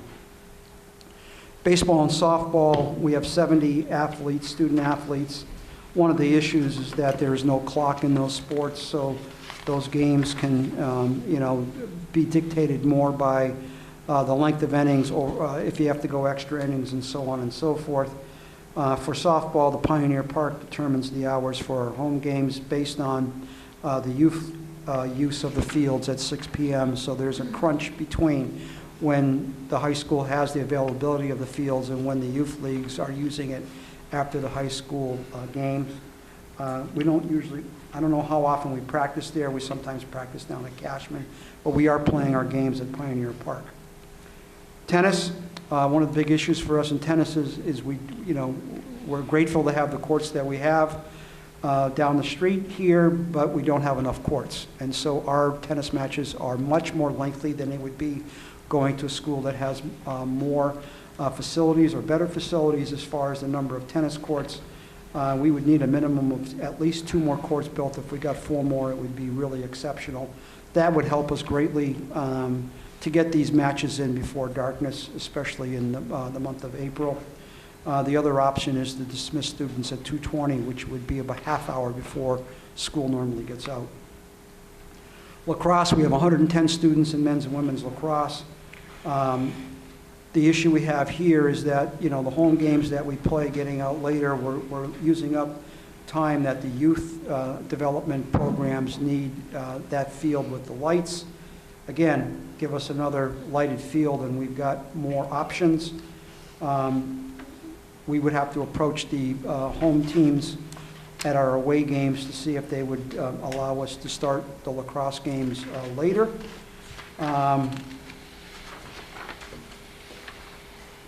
NOC athletics, Tim has already spoken about that, but there's some of the same issues here with cross-country field hockey and with track that we have at the high school level. Maybe not to the level of the dismissal time, but certainly some things to look at, especially the first 2 weeks of the meets. As we get into early May, later May, daylight becomes less of an issue, and it's not quite so demanding on getting those meets in before daylight ebbs. So those are the issues surrounding athletics with our current numbers, looking at each individual sport that would have an issue. The next phase that we looked at was on slide 7, was on scheduling. If you go to slide 8 or page 8, you'll see that this is our current schedule, which is a 5-period day, drop 2 periods each day. It's a 7-day cycle. There are 73-minute classes for students, 5 classes per day. In the conversation we had earlier this evening about class rank and stressors, you know, one of the things that we listened to students when we went from the AB 90-minute block to the waterfall 7 period, 6 classes per day, 1 drop. We heard from our students who said prepping for 6 classes was really a problem, and can we do something to lessen that? It took us 2 years to come up with this particular schedule where kids now have to prepare for a maximum of 5. This is not unusual or unique to Newburyport High School. The principal of Andover High School just sent out a questionnaire on the Massachusetts administrators site. They moved from a 90-minute AB block like we had to a waterfall 6-period schedule, and he's wondering what schools have done to help students with the homework workload and the stress that they're feeling moving from one schedule to another. So I sent him our current schedule and said, this is what we kind of morphed to over a 9-year period of time. This is our current schedule. As you can see, the problematic period would be for us with sports dismissals would be period 5, which is G period 5 out of the 7 days in the cycle, and F period 2 out of the 7 days in the cycle. On the next page, talk a little bit of history. I know Cheryl and Steve and Bruce, I believe, if memory serves me correctly, worked with us when we went from the AB block 9 years ago or 10 years ago to get to that waterfall 7, and then over the iterations over the period of time. But we were not meeting time on learning. You know, Tim just was talking in a question about 990 at the middle school.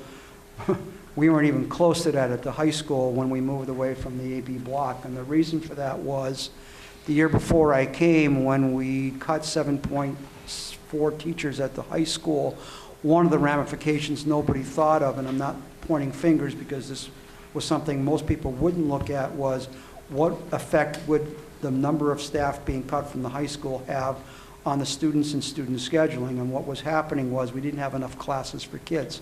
And that's why kids, and some kids had 2 90-minute periods of study hall back to back.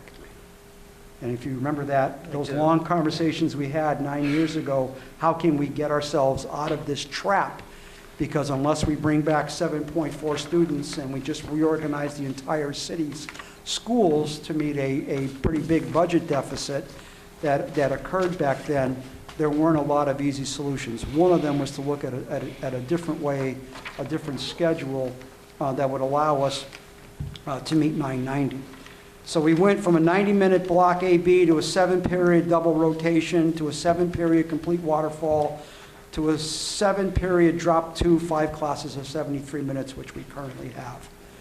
If we were to move from this particular schedule, you're talking it takes a minimum of 1.5 years to develop a schedule to implement 1.5 years down the road. You can't do it now. You can't do it in January for September of 2018. That train has left the station pretty much a year ago. Because you believe it or not, in a month or so, we're starting to work on the schedule for next year. And the more work that we do up front, the less problems we have with our high school students as far as scheduling. And Mike and I can attest to that because we got our schedules out to kids before the completion of last year, school year. We had maybe about 1/7 of the scheduling problems we had the previous 2 summers because our schedules went out to kids in an appropriate time. To meet time on learning, one of the big issues we talked about when we went from the block schedule 9 years ago was going to directed studies. And again, we have some school committee members who were around at that point, and we decided that we were looking for 990 hours of instructional time, not counting a study hall that you say is directed as part of your 990 hours. And I think we've seen the benefits of that over the last 9 years and how our students have performed on both standardized tests and the types of things that are being done with students, whether it's an AP curriculum or any other curriculum. The amount of time that teachers have in the classroom with kids dramatically increased, and I just don't see that as directed study halls, which a lot of schools use to get to their 990, as being something that I can push forward with any fidelity. The other option is to create a daily schedule with an explore or arrow block at the end of the day. I believe this is something that Masconomet Regional High School is looking at. There is, however, an issue that I'll talk about a little bit later that I see with that, something that we would have to face here in Newburyport if we went to an arrow or block, which I have no problem with. Matter of fact, the administrator who's been pushing this all over New England was a former student of mine and I was a teacher in his high school. He's now an administrator, and he's been going around New England selling arrow block to high schools. And it is a very worthy thing to look at. But if you see number 4 on that page, we would have to increase staff anywhere from 4 to 6 instructional staff and get rid of our study halls in order for that to be a viable, to me, to be a viable option. The next page, on page 10, possible solutions. Well, we've tried a waterfall schedule already. It certainly moves the number of dismissals from 2 periods to possibly 7, but it doesn't hide the problem that kids are still getting out of academic classes. The waterfall schedules also was very detrimental to our flex teachers and our part-time staff, who basically had to have a clear schedule from 7:30 a.m. to 2:21 p.m. because the time of the day that their classes met was different every day. By putting in the schedule we have now, where there isn't that much movement as far as the periods are concerned, I'm able to take my flex teachers and give them either first period off because they're teaching a night class, or give them last period off because part of their FTE is teaching in the evening. Part-time employees, and I have several part-time staff at Newburyport High School. Having them in a rotation was it was a nightmare for them as a part-time staff, having to have a full-time open schedule in order to meet those accommodations. We just felt that it wasn't doing well, and it really was detrimental to our place-based learning opportunities and our internships. Numbers dropped dramatically. Since we've been to the schedule I just showed you on a previous slide, our internship numbers are back and actually above what it was years ago. Double rotation schedule, we tried that too. That again, you might have E, F, and G as the periods that get affected with sports dismissals instead of just F and G, but it really basically hides the problem. The next slide shows you if we were to have Wednesday as our early start day, different than Monday, Tuesday, Thursday, Friday, we basically have the schedule that we have now. And it would follow whatever day in the schedule, day 1, day 2, day 3, day 4. It would follow the current schedule that I showed you in a previous. It would meet the needs of our cross-country athletic events, could meet the needs, especially also in winter track. Counterproductive to what everyone's talking about a later time philosophy. And it could impact a new flex schedule, and that's something I'll talk about in a few minutes. If we were just to move the high school schedule 30 minutes, and instead of starting at 7:30, start at 8, instead of ending at 2:21, we end up at 2:51 dismissal, this is what the day would look like. We would have 73-minute classes. One of the issues that we would have is our lunches would be much later in the day than we currently have and what we had in a 7-period schedule. Our last lunch would be from 1:04 to 1:34. Students would then go to the last class, 1:38 to 2:51, and then be dismissed for the day. Again, we'd keep the same rotation.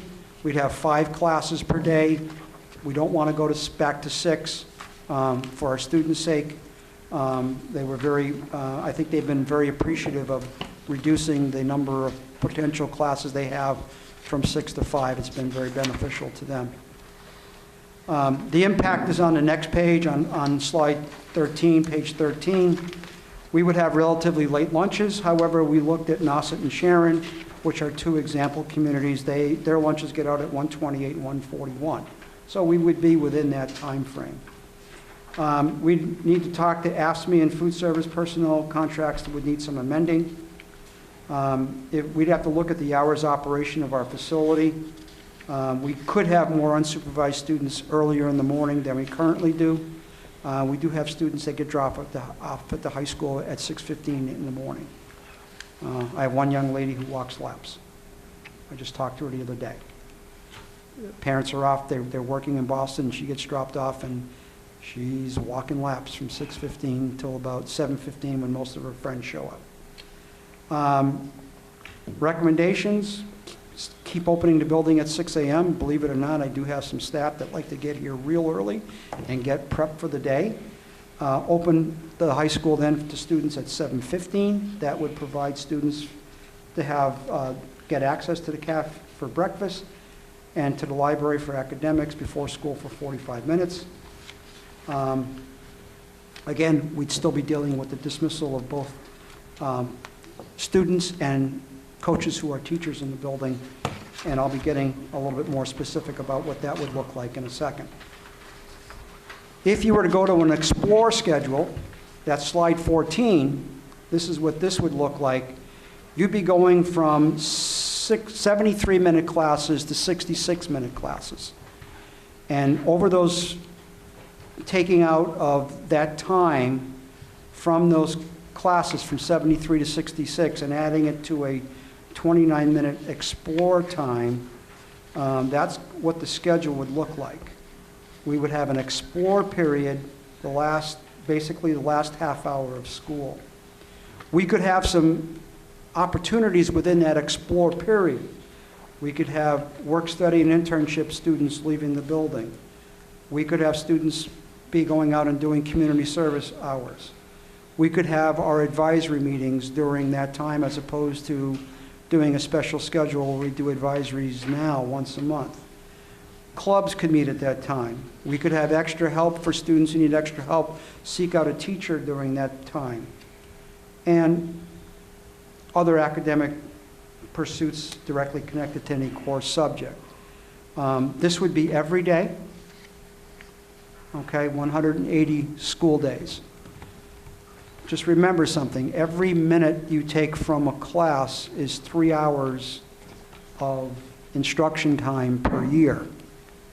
So you start doing the math, and you can see how you're reducing actual instruction time by going to some of these plans, which really aren't bad plans, just that other things have to happen and happen kind of in step with what would happen with an Explore or Arrow block. Mr. Parent, may I Yes. ask you a question? Does the Explore time count for time on learning? It could. Does this draft schedule of the Explore still keep us at 990? It would if you counted it, and I think there's a way you could count this as instruction time. The issue that I have with it, when you add that to our current study halls, you'll see how much time a student's going to lose over a 4-year period of time of instruction time. It's pretty significant. Because that's where I was kind of going Yep. with that. Mhm. You would have to explore getting that to be academic time. You would have to, I don't see that as being a problem. I think the real problem is if you have an Explore period and you have study hall periods still have study hall. That's where I see the real problem coming up. And I'll get to that in a minute. Sorry. Getting towards academics, we have over 200 students participating in our flex classes currently. And those are the classes that our students are currently taking. And for each of the individual subjects, you'll see how many students are in that class and also how many students in that class is also a student athlete. So almost 31% of the kids that are taking flex classes are also playing sports. So we either have to adjust the flex classes a half hour out. They currently meet, most of them 6 to 9. We'd be looking at 6:30 to 9:30 to try to keep the impact. I mean, there's an impact now for some of these kids. They get back from an event late. They may miss part of a class or may even miss the entire class. But unless we did something with our flex start and end times, it would be more problematic for the number of kids that are not only doing a sport, but also taking advantage of the flex classes that we have in the evening. Now, one of the nice things about starting later, instead of 7:30, 8 o'clock, is you could run flex classes in the morning. So there is a positive here where you could say, instead of having a class that meets from 6:30 to 9, you could run a class instead of once a week, twice a week, and meet from, 6:30 to 7:30 in the morning and do your flex that way. So that's definitely a possibility. The other problem with missing a flex class is that flex classes are usually anywhere from 2 to 3 hours in length. So missing a flex class is like missing 2 regular classes during the school day. It's almost like a college type of length of the course.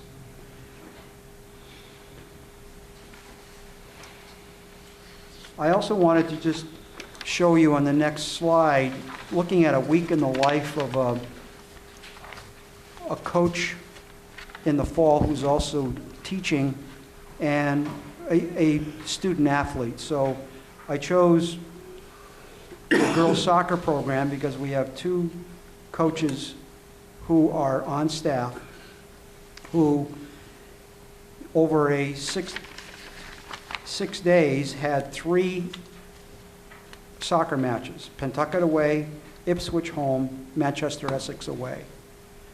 And it showed what the game time was, the depart time. So Pentucket, as soon as school got out, we hoped to get the kids on the bus and out of the driveway by 2:30-ish. For Manchester Essex, it would be impossible to get them there for a 3:45 start if we got out at 2:21, so they were dismissed at 2:10. And the goal was to leave before the after-school buses left, so they got a jump start on getting to Manchester Essex for the athletic event. However, this also has an impact on the classes that the coaches are teaching, because now those coaches are leaving to go to a match. I now have to bring a sub in to run that class for the remainder of the time that they're not there, and that could be more or less, I would say, not direct instruction that sub's going to provide. It's going to be something that the students are going to do to get them from the time the teacher leaves until the end of the school day. So for KS, it's 21 students in pre-calc and 25 students in an Algebra 2 honors class. For JM, he's got a bio class F, but luckily for us, he's got G period, his prep. So there's no impact on students because he has his prep period. Yes? So the 2:10, when the coach has to leave or the teacher has to leave at 2:10, is that when they're leaving to go to the game, or what time do they actually leave the class? When they leave the class, At they... 2:10? Yeah, 2:10. Okay. Yeah. Okay. Yep. That same thing, looking at a student's perspective, that student who's on the varsity soccer team away to Pentucket, dismissed at the end of school, leave at 2:30, really no effect on the F period, which was an AP class. But going to Manchester Essex, getting out at 2:10, G period internship, currently there wouldn't be an impact on F, but if we had a schedule where we get out at 2:51, there certainly would be an impact for that student in their AP Gov class. Last year, I told you, I think we had 7 or 8 classes G period that were AP. This year, we've got 2. We have no control of that. The students choosing the courses and classes they take in combination with one another drives our schedule. The only thing that I set is if I'm setting parameters to make sure that we set a schedule where teachers aren't teaching 5 classes in a row. They have a break with either a prep period or a study period. Or if I've got a flex teacher who requests coming to school and having first period off, I can set those parameters. But we really let the program X2 set the schedule, and that sets the schedule that's in the best interest of the most students at Newburyport High School. We then have to go back and look at all of the other problems that come up, and some students have to make some hard choices on what classes they really want to take depending on the combination of classes that they've chosen. The next schedule shows you that if the current daily schedule just moved to 30 minutes later, I took every senior student athlete and every current sophomore student athlete. I looked at each individual student schedule to see, well, what kind of classes would a student be missing if they were getting dismissed next year and everything stayed the same and we had a 30-minute later dismissal, but we were dismissing kids for certain athletic events, what classes would be impacted? And it came out to pretty much what I expected when I looked at this, started looking at this, that I had 150 total classes of my student athletes from seniors who would be affected by some sort of a dismissal. Of that, 80% of those classes were academic in nature, 20% were either a study hall, internship, or work study. My seniors have the most flexibility in their classes. They're the ones taking the most internships, work study programs. So it just made sense to me that there would be the most non-academic class missed by an early dismissal from the seniors. I then took the sophomores, 194 total classes F&G period, and it came out to what I expected.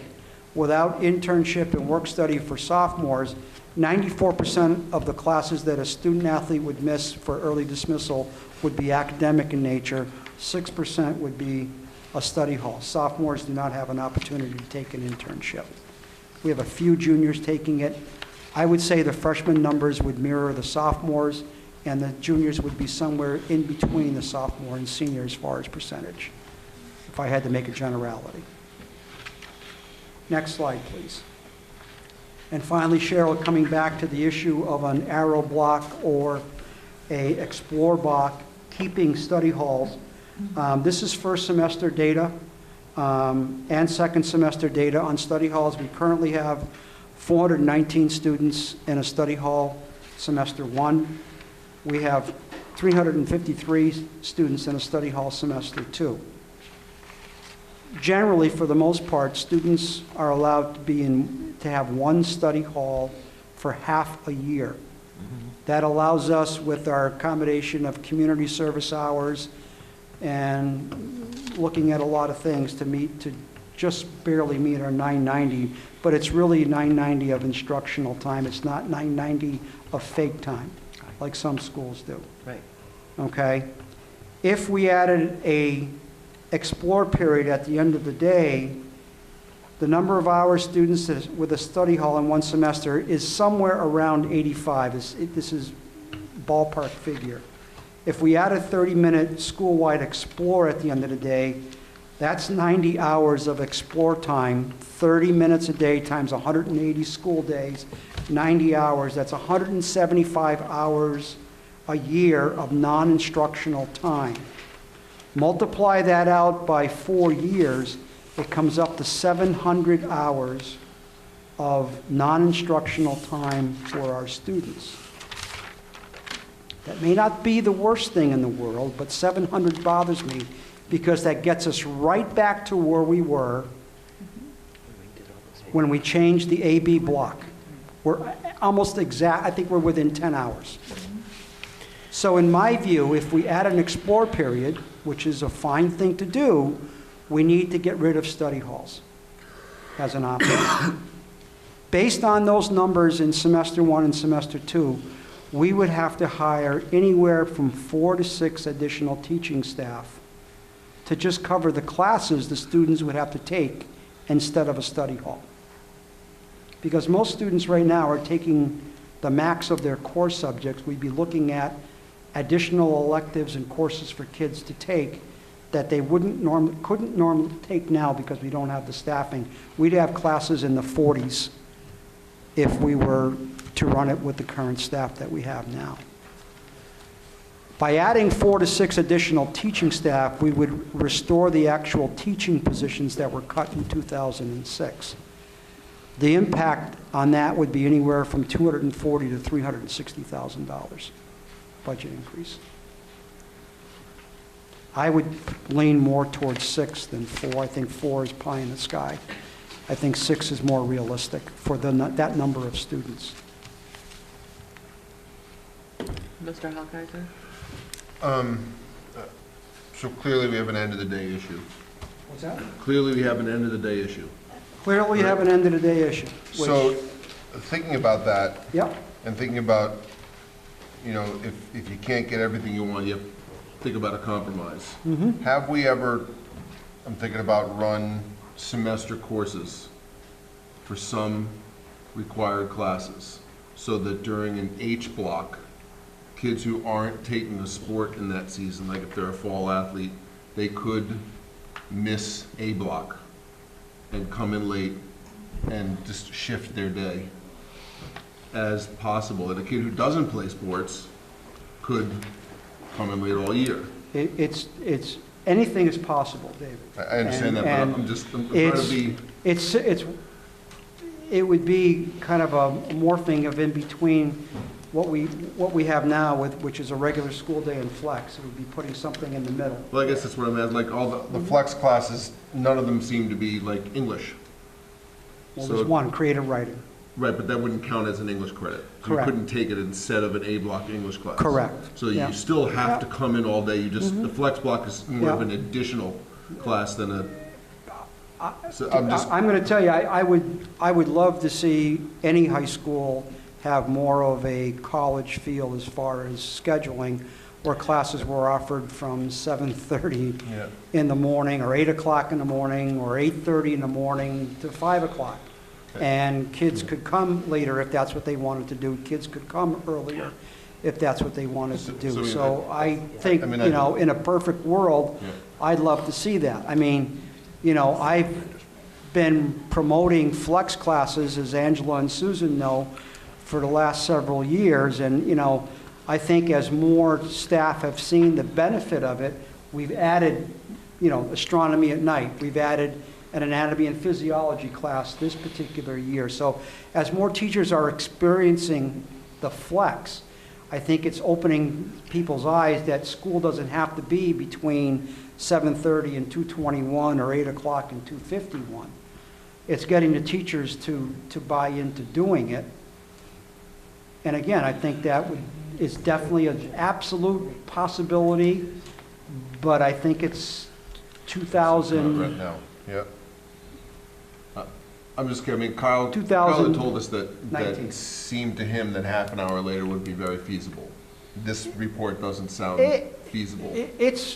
I think for next year, it's more problematic. I think if you give everybody that year to figure it out, it's going to become a lot less problematic in year 2. But I think in year 1, we're going to probably have to suck it up a little bit. But I think, you know, getting some smart people behind this and looking at the schedule and figuring it out, I think there's going to be some cost ramifications to anything that you want to do. But I think everything should be on the table, and whoever's looking at this should have the eye on the prizes and what's in the best interest of our students. And I think that there are a number of ways that things could be massaged here to make the impact a lot less than what it would be next year, the following year. And, you know, good things take a while to develop. I just want to caution everybody here that making a change for this coming September is probably not going to happen. I think you really, really need to really study and look at all the ramifications of a change. And that's something that nobody knew back in 2006, what the impact was going to be on our students' time on learning when they lost 7.4 teachers They made a lot of accommodations, reorganization, but until they lived it for a year, and the state came in and said, naughty, naughty, Newburyport, you're not meeting 990, that's when we got the ball rolling. And remember, when we changed that schedule, it was over a 2-year period of time. It was looked at and studied and re-looked at and restudied and sent people out to different schools to get the pros and cons of different, it was a process that took a year and a half to do. And even when we did that, we didn't find out until after we did it. Our poor kids are pulling their hair out going, oh my God, I got to get ready for 6 classes now instead of 4. And it took us 2 years then to make that change and get back to where we are now. So, you know, I just want to make sure that any changes that are done by whoever's at the high school is done well and done in a organized way, and people take the time to do it as opposed to rushing through it. You know, this is all fixable here. It's just not fixable right now. So do we go with this and go with what the issues are, knowing ahead, having Kyle, give Kyle the time to reach out to the other schools and the ADs to see how many events that he can get changed so that we don't have kids getting dismissed a half hour early for 2 or 3 times a week. You know, the sooner we know, the better. Mayor? Mike, thank you, and to your staff and parents and anyone who participated in putting all of this data together. This was an amazing amount of work, and I appreciate it. You've given us a lot to think about, and again, as Bruce said earlier, I would have loved to have had this, you know, last week, so we would have had more time, but that doesn't mean we can't bring you back in here and, you know, because we've had time to go through this. But my question is, you talk about explore blocks and you talk about flex blocks, but what about more, you know, forget virtual high school, talk about more true hybrid and online learning. I mean, this is what our students are going to encounter when they enter the college world, you know, for the most part. And then that in itself, by providing hybrid and more online learning, creates a lot more flexibility and can be monitored by the instructor.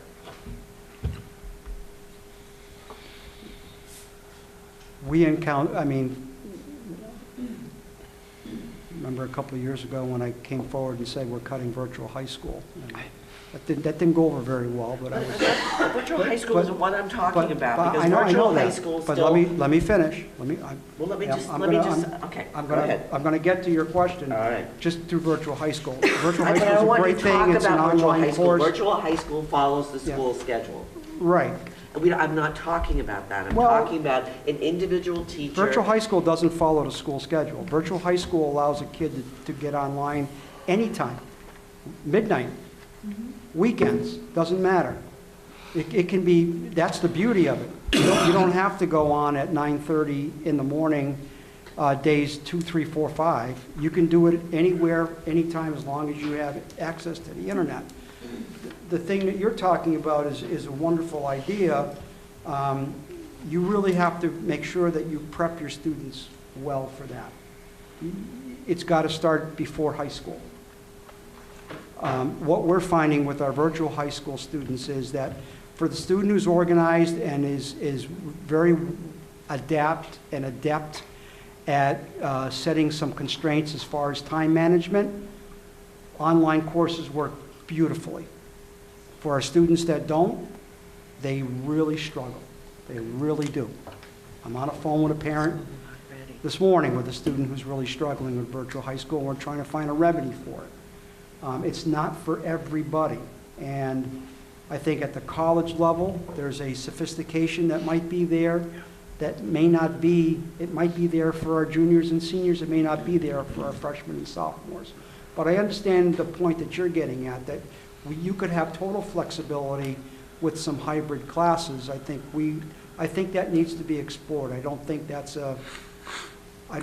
an answer now or next year. I think it's an answer down the road. But I certainly think that you have to come in with an open mind and look at all different possibilities. And again, any schedule is going to give you limitations.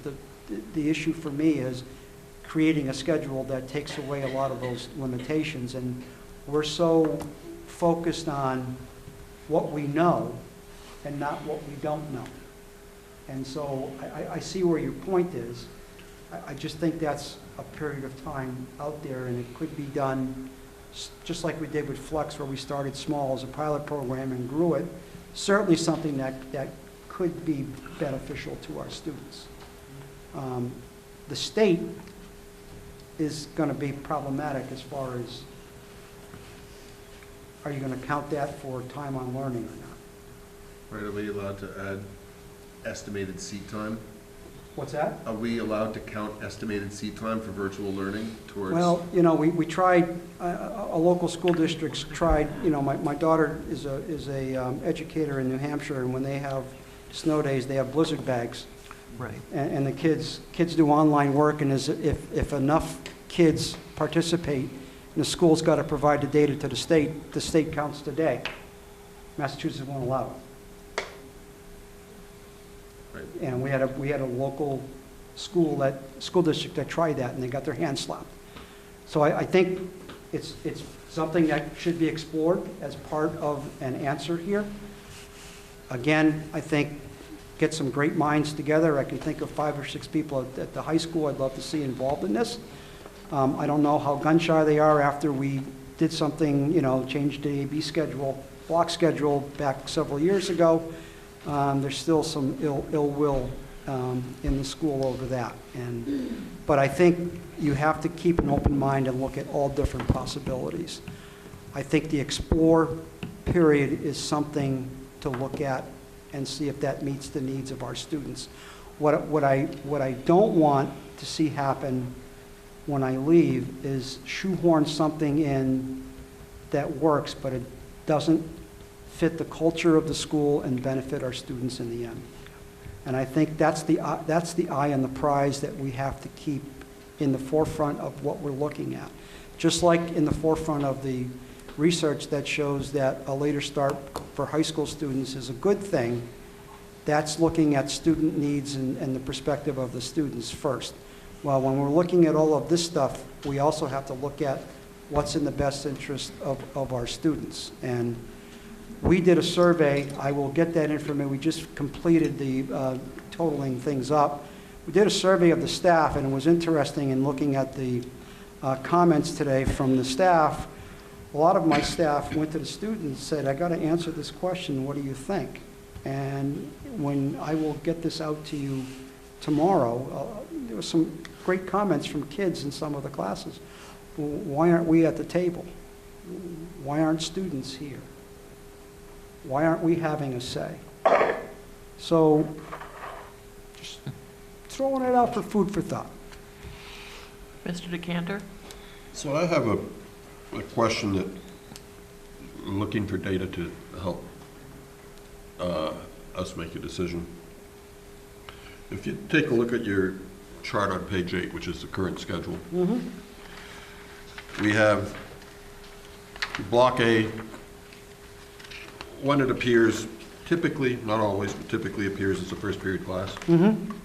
We have, I don't know, B appears more often than not as a second period class, et cetera. Do we have any data, or can we collect data on any type of assessments that are done in Block A or in the first period for students versus that same assessment done within a separate section in Block C? Or later in the day? Or later in the day. Yeah. I guess what I'm looking at is... That's a very interesting thing to think about. We have a very good foundation of evidence that from a health point of view, from a mental health point of view, from a happiness point of view, from a reduced stress point of view, moving to a later start time is a good thing. In the research that I've been able to do, I've only found one study that actually takes a look at academic performance in a peer-reviewed, journal-published mentality. There's some other stuff that is. Yeah, I've seen it. That is Yeah. not, I would not know whether I could judge that as truly being reliable source or not. And besides, that doesn't necessarily apply to the culture and the environment that you have here in Newburyport. And so I would love to have that kind of a comparison so that we can say, hey, this is an issue we need to address, and here is the academic reasons for supporting it. And I think there's a couple teachers I might be able to approach on this. I don't know if I could do it school-wide, but I could take a sampling. you know, probably 2 or 3 core classes that Yep. are offered in. Yep. I mean, it could even potentially be 2 different teachers that are. Yep. No, I got it. Using the same assessment tools. See what I can do. That would be very interesting for me to see. Mr. Menon. Thank you. Mike, I apologize if I missed this. I know that you looked at Nauset and Sharon and identified what their lunch times were. There are some schools that are doing this later start time. I wonder if you looked at any of their schedules. I think the people that did the scheduling piece, and Mike, you still here? Yeah, the ones that were cited, that Sharon and Nauset were late start. Yeah. Those are the ones that had the 135, 141, ending lunch. And how are they, I mean, just off the top of your head, how are they managing to do what we seem to be struggling to find a way to I do? didn't dig into the minutia of calculating their 990 or Okay. how many blocks they're on. It's more start and when to lunch. I'm not sure what their schedules look like. I don't know if they have a 7-period schedule, 6, 8. Yeah, I mean, I think that would be a useful thing to look at. I'm a really big believer in not reinventing the wheel if the wheel is already out there. So We tried to count last year. I remember talking to you about this, Susan. We looked at Sharon's schedule and Nauset's schedule and just saying that trying to count somebody else's 990 is a virtually blinding- impossible. It's a blinding task. And there was no information on how they're making it to their athletic events. But that's, I mean, I would like to think that that's a superintendent to superintendent phone call. How are you doing this? What I can tell you is that, that some schools look at things differently than how things have been looked at here in Newburyport. And I really have to commend folks here from my perspective, in that they took a hard stand and really said 990 is going to be 990, and it's going to be instructional time. And I think that's what we want for our students. So I'm not suggesting anything less than that, but I'm just trying to figure out how other districts are managing. I think that they're looking at things differently than we do. That's, and when I have had candid conversations with people, you know, how they count their time is a little bit different. You even look, if you even look at, you go on to, just pick some districts and you take a look at their schedules on their websites, you're going to see that they're going to be hard pressed to meet 990, given their start of day and their end of day. And you know, it's very different. It's very different what school districts do. I mean, our experience is that you can only fly that kite for so long before the wind dies. Well, people have been doing it for a long time. Mike and I have had this conversation, and, you know, I've looked at some other districts, and, you know, I'm amazed. My own experience, I will tell you, is usually when schools get called out on things by that, it's because somebody calls the state and tips them off, not because the state's out there sleuthing around counting hours. You know, first of all, DESE doesn't have enough people to be managing this on a statewide scale, number one. I mean, typically it comes up when you're looking at program reviews, things like that. But what people put down on paper and what they submit and what's the practical reality can often be a little bit different. Well, I think knowing that DESE couldn't provide us with the information of what middle schools were at 900 and which ones are at 990, I understand that this is heavy lifting for them.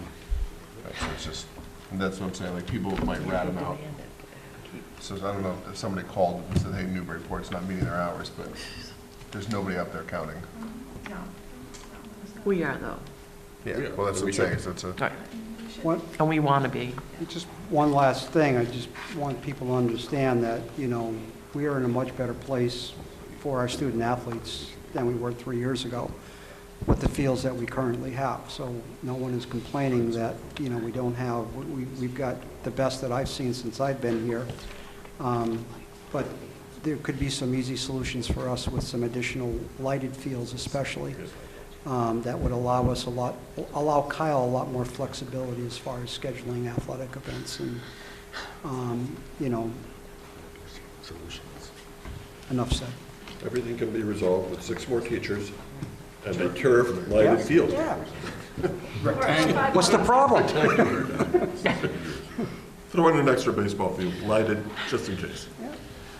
Are there any further questions for Mr. Parent, or can we Great job, Rick. let him get off that seat? Thank you. Thank you. Thank you, Mike. I just want to thank all of the principals this evening for the reports that you sent, the work you've done. It is now our job, I guess before everybody leaves from the audience, the principals, is there anything that a school committee member would like further information on before our December meeting, which is when we're supposed to take a vote? Mr. Cole? Yeah, I just had one question. It's related to the, what Principal Sullivan was reporting out on the community groups. There were only 7 out of 28. Do you have a sense of how many children or families that have impacted that they're reporting out on? No? Okay. That's all I had for tonight. Okay. Anybody else? I Yes, just Mayor. think, I think we just need a little time. Rice was an amazing amount of information that has just been given to us, and so I would like, you know, to think that, you know, maybe our meeting in November before we do a vote in December, we might regroup, or we just, you know, and so I think we just need a little time to sort of process all this, figure out questions, and so if we do have additional questions, I think everybody should hear those. Yeah. So do we send them through you? Well, and I would like, I would hope that we wouldn't all be contacting the principals on our own. So I guess what I would like to have happen is if the committee members have questions, that you would just send the questions to our school committee address so we can all see them at the same time. And then, you know, I think Susan would be forwarding things that she would feel was appropriate, or that, you know, the principals need to be prepared to talk to us about again. But I appreciate the depth of the reports that you gave to us this evening, and it was an awful lot of information. So, and then we'll be getting hard copies or you know, computer copies of all of your presentations, so we can then take a look at those. This was an incredible amount of work. Thank you. But I want to focus it. I don't want you to be fielding phone calls from us, so we'll take that, and then hopefully you can forward those. You and Angela can decide, you know. Does that sound good to you, principals? Thank you. All right, we're going to move along. I don't know if you're going to move along, but I thank you so much for this evening. And They got an early start time. yes, they do. Next up is a first reading that's going to be Massive. you know, these topics tonight, we have 5 policies to have first readings on this evening, so. No. To table. We've got 5 sections. Well, but. Well, our practice has been that on our first reading is basically a submission to the school committee. If we want to take more time to do that, that's fine. What I would like to let you know about is what I sent to you today, what it represents and what work, you know, we would look for in the next, before having a final vote on them. There are 4 sections of the school committee policy. The first one is facilities and development, and those are 5 policies that we have in there. 4 of them are standard mask policies, but I also took the facilities rental and put it into that section. It was In mask parlance, it's also been in the community relations area. I felt it fit better with facilities and in community relations, and that's why I moved it here, but it's basically the policy that we already have in existence, with the exception that the facilities rental policy, at the end of it, there's a paragraph that has a limitation on Sunday use of our fields, and I have basically put a line through it, because that is something that the policy committee would like to recommend we remove. So it is there so that you see that it's there, but it's one of the things that we'd like to see removed, so that we don't have to vote on the exceptions Every time. at the beginning of every season.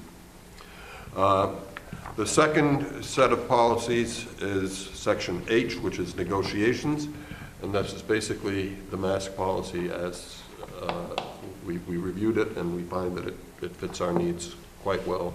It gives us a lot of flexibility. It defines the legal status of what negotiations are, and that's consistent with the state.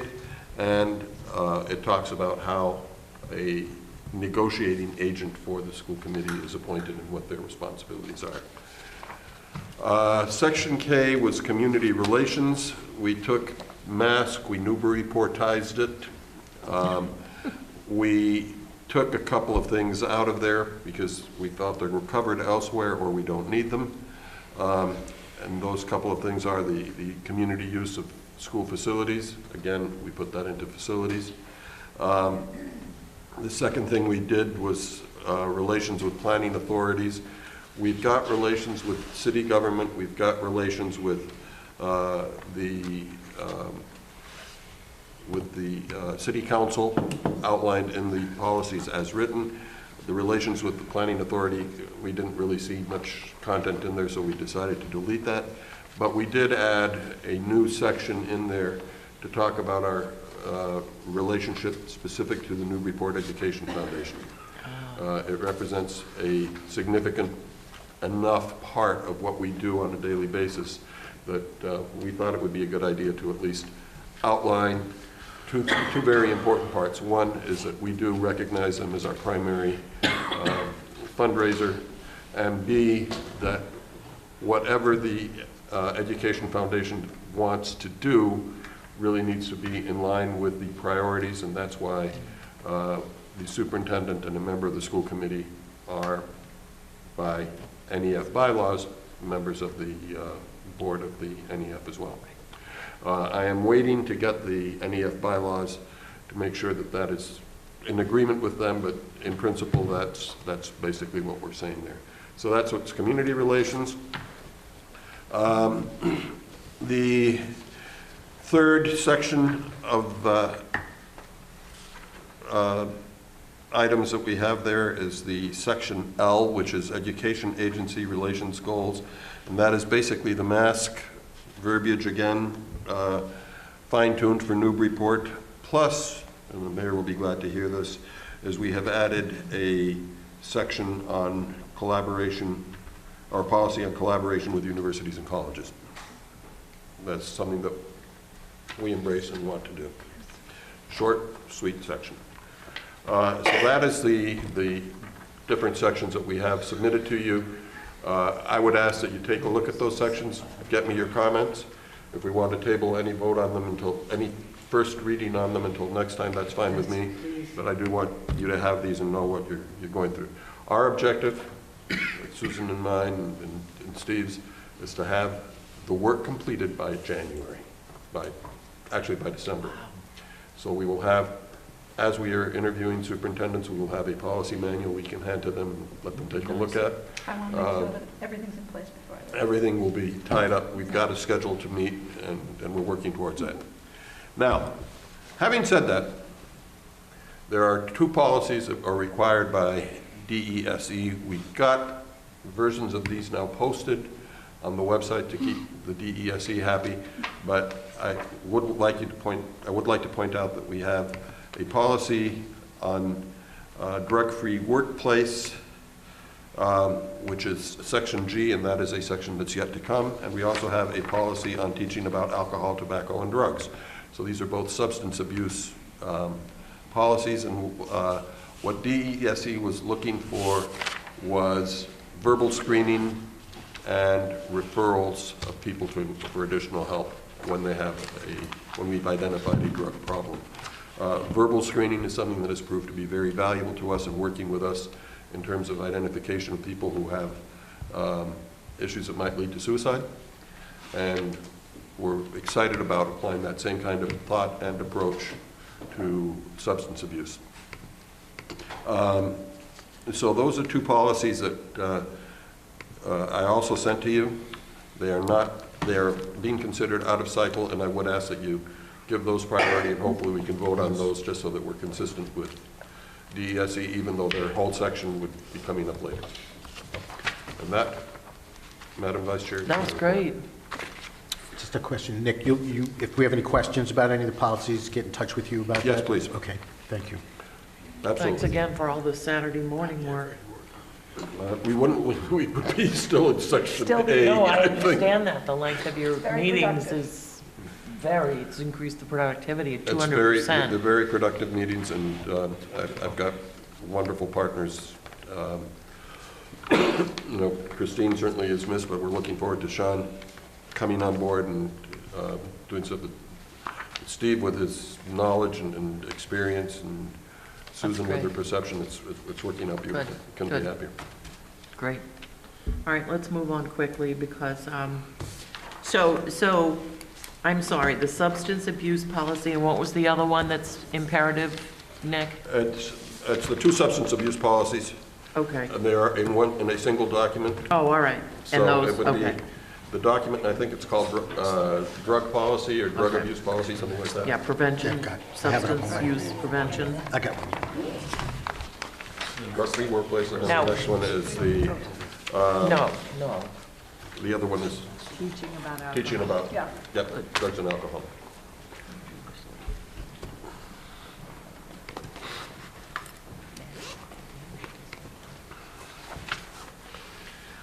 Thank you. I'm sorry.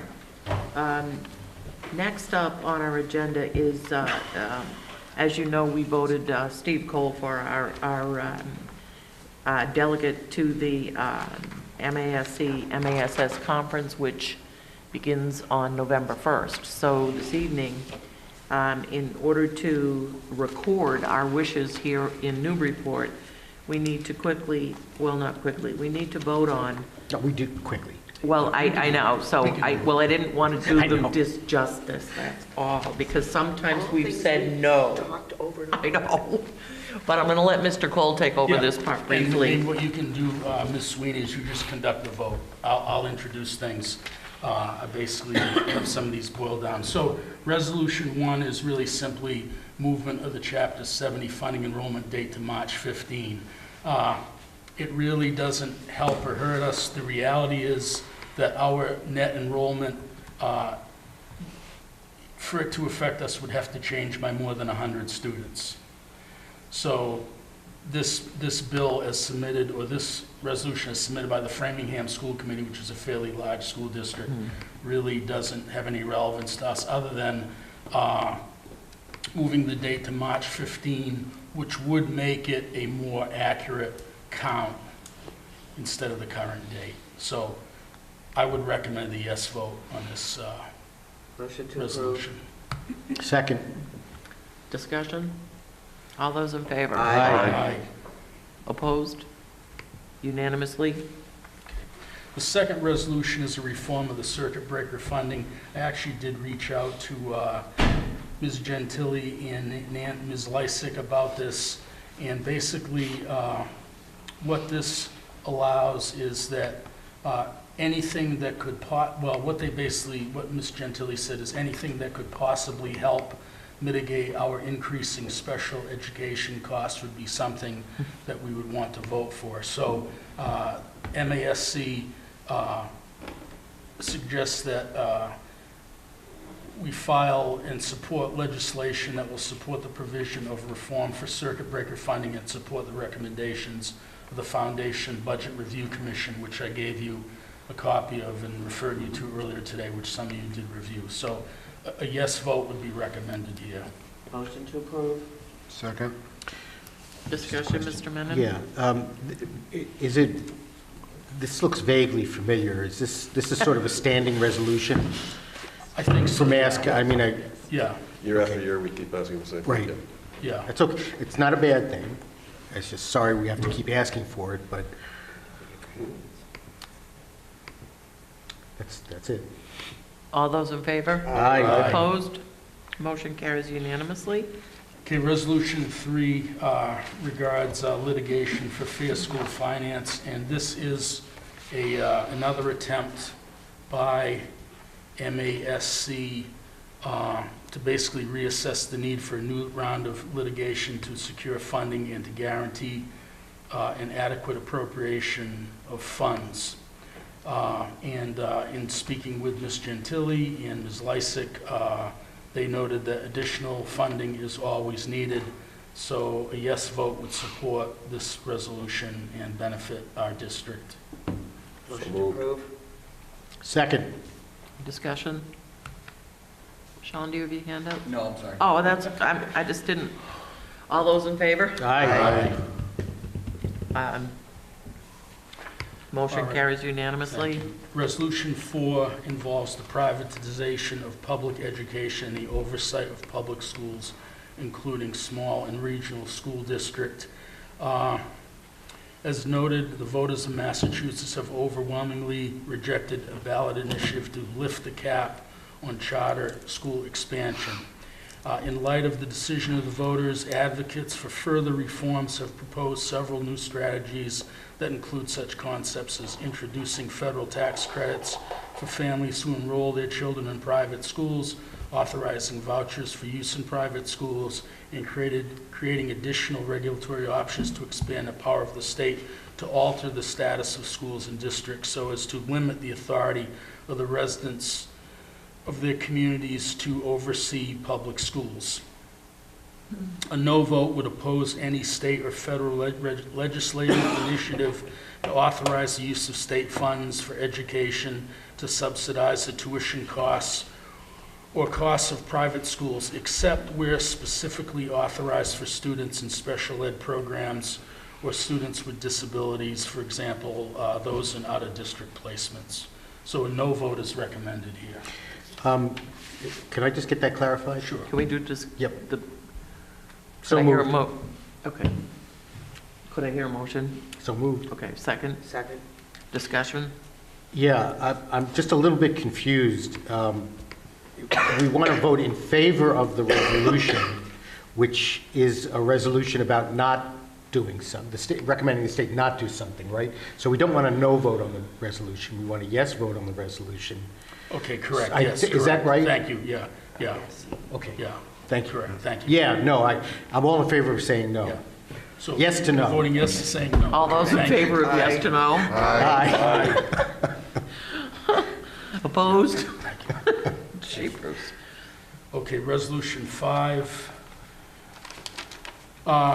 Basically, this is to ensure that federal grants are applied to the schools and not used for administrative state costs. So a vote yes would restrict federal funds to be strictly applied to the schools. Motion, please. Motion. Second. Second. Discussion? Can I vote yes twice on this? No. I mean, yes. All those in favor? Aye. Opposed? Aye. I did. Thank you. Sorry. It's okay. It's late night.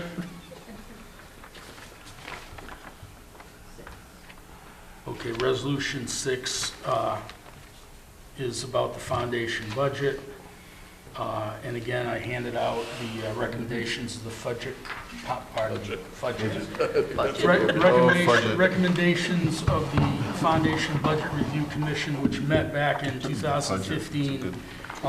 Those recommendations are what makes up Resolution 6. And basically, MASC asks that we support them calling upon the legislature to enact the recommendations of the Foundation Budget Review into law and further. So that would be a yes vote to do that. Motion to approve. Second. Discussion? All those in favor? Aye. Opposed? And the last motion is related to the Affordable Care Act and Medicaid. Specifically, a yes vote requires that 100% of Medicaid to cities and towns, 100% of Medicaid reimbursement to cities and towns be provided to the public schools. So moved. Not all cities and towns do this currently. So moved. 100% of Medicaid? Medicaid reimbursements to cities and towns.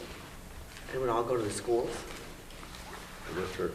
Yep. I'm not sure I can support that. I'll read what it says. MASC urges the general court to require that 100% of Medicaid reimbursements to cities and towns be provided in full amount to the public schools of each municipality to underwrite the cost of providing an adequate education. So I guess it's related to educational services. And certainly for kids on IEPs who have medical needs, and if you recall, this is something I found out was coming back to our general fund. Right. And in our last year's budget, I put it in as revenue specific to the schools, much to the dismay of our finance director. And No one's here. Who's not here, so that's okay. No one's here. but, so yes, I fully support that because it's another way of us to generate a revenue stream for the schools. So motion to approve. Second. Discussion? All those in favor? Aye. All right, Mr. Cole, you're saying yes to it all. And that concludes the resolution work. Go ahead. No, if I remember correctly, when we pass these resolutions before the vote reads, the school committee instructs Representative Mr. Cole to Yes, vote delegate. yes Sure. on Mr. Cole. Yeah, That's how I delegate. should word it? Yes. Okay. Yeah. And just one more announcement. On November 3rd, 2017, at the MASC-MASS conference, our vice chair, Cheryl G. Sweeney, will be receiving a Lifetime Achievement Award for her distinguished career as an educator, as a school committee member from the Massachusetts Association of School Committees. And thanks to Mr. Cole. Thank you. I'm doing the work I love, so I truly appreciate that recognition. I do. Thank you very much. That means a lot to me. Let's end there. Yes. Motion to Dismiss? Motion to adjourn. Motion to Adjourn. Is there any subcommittee that feels that really imperatively that they need to report? No. All right, motion to adjourn. Can I have a second? Discussion? All those in favor? Aye. Motion carries unanimously. Big surprise.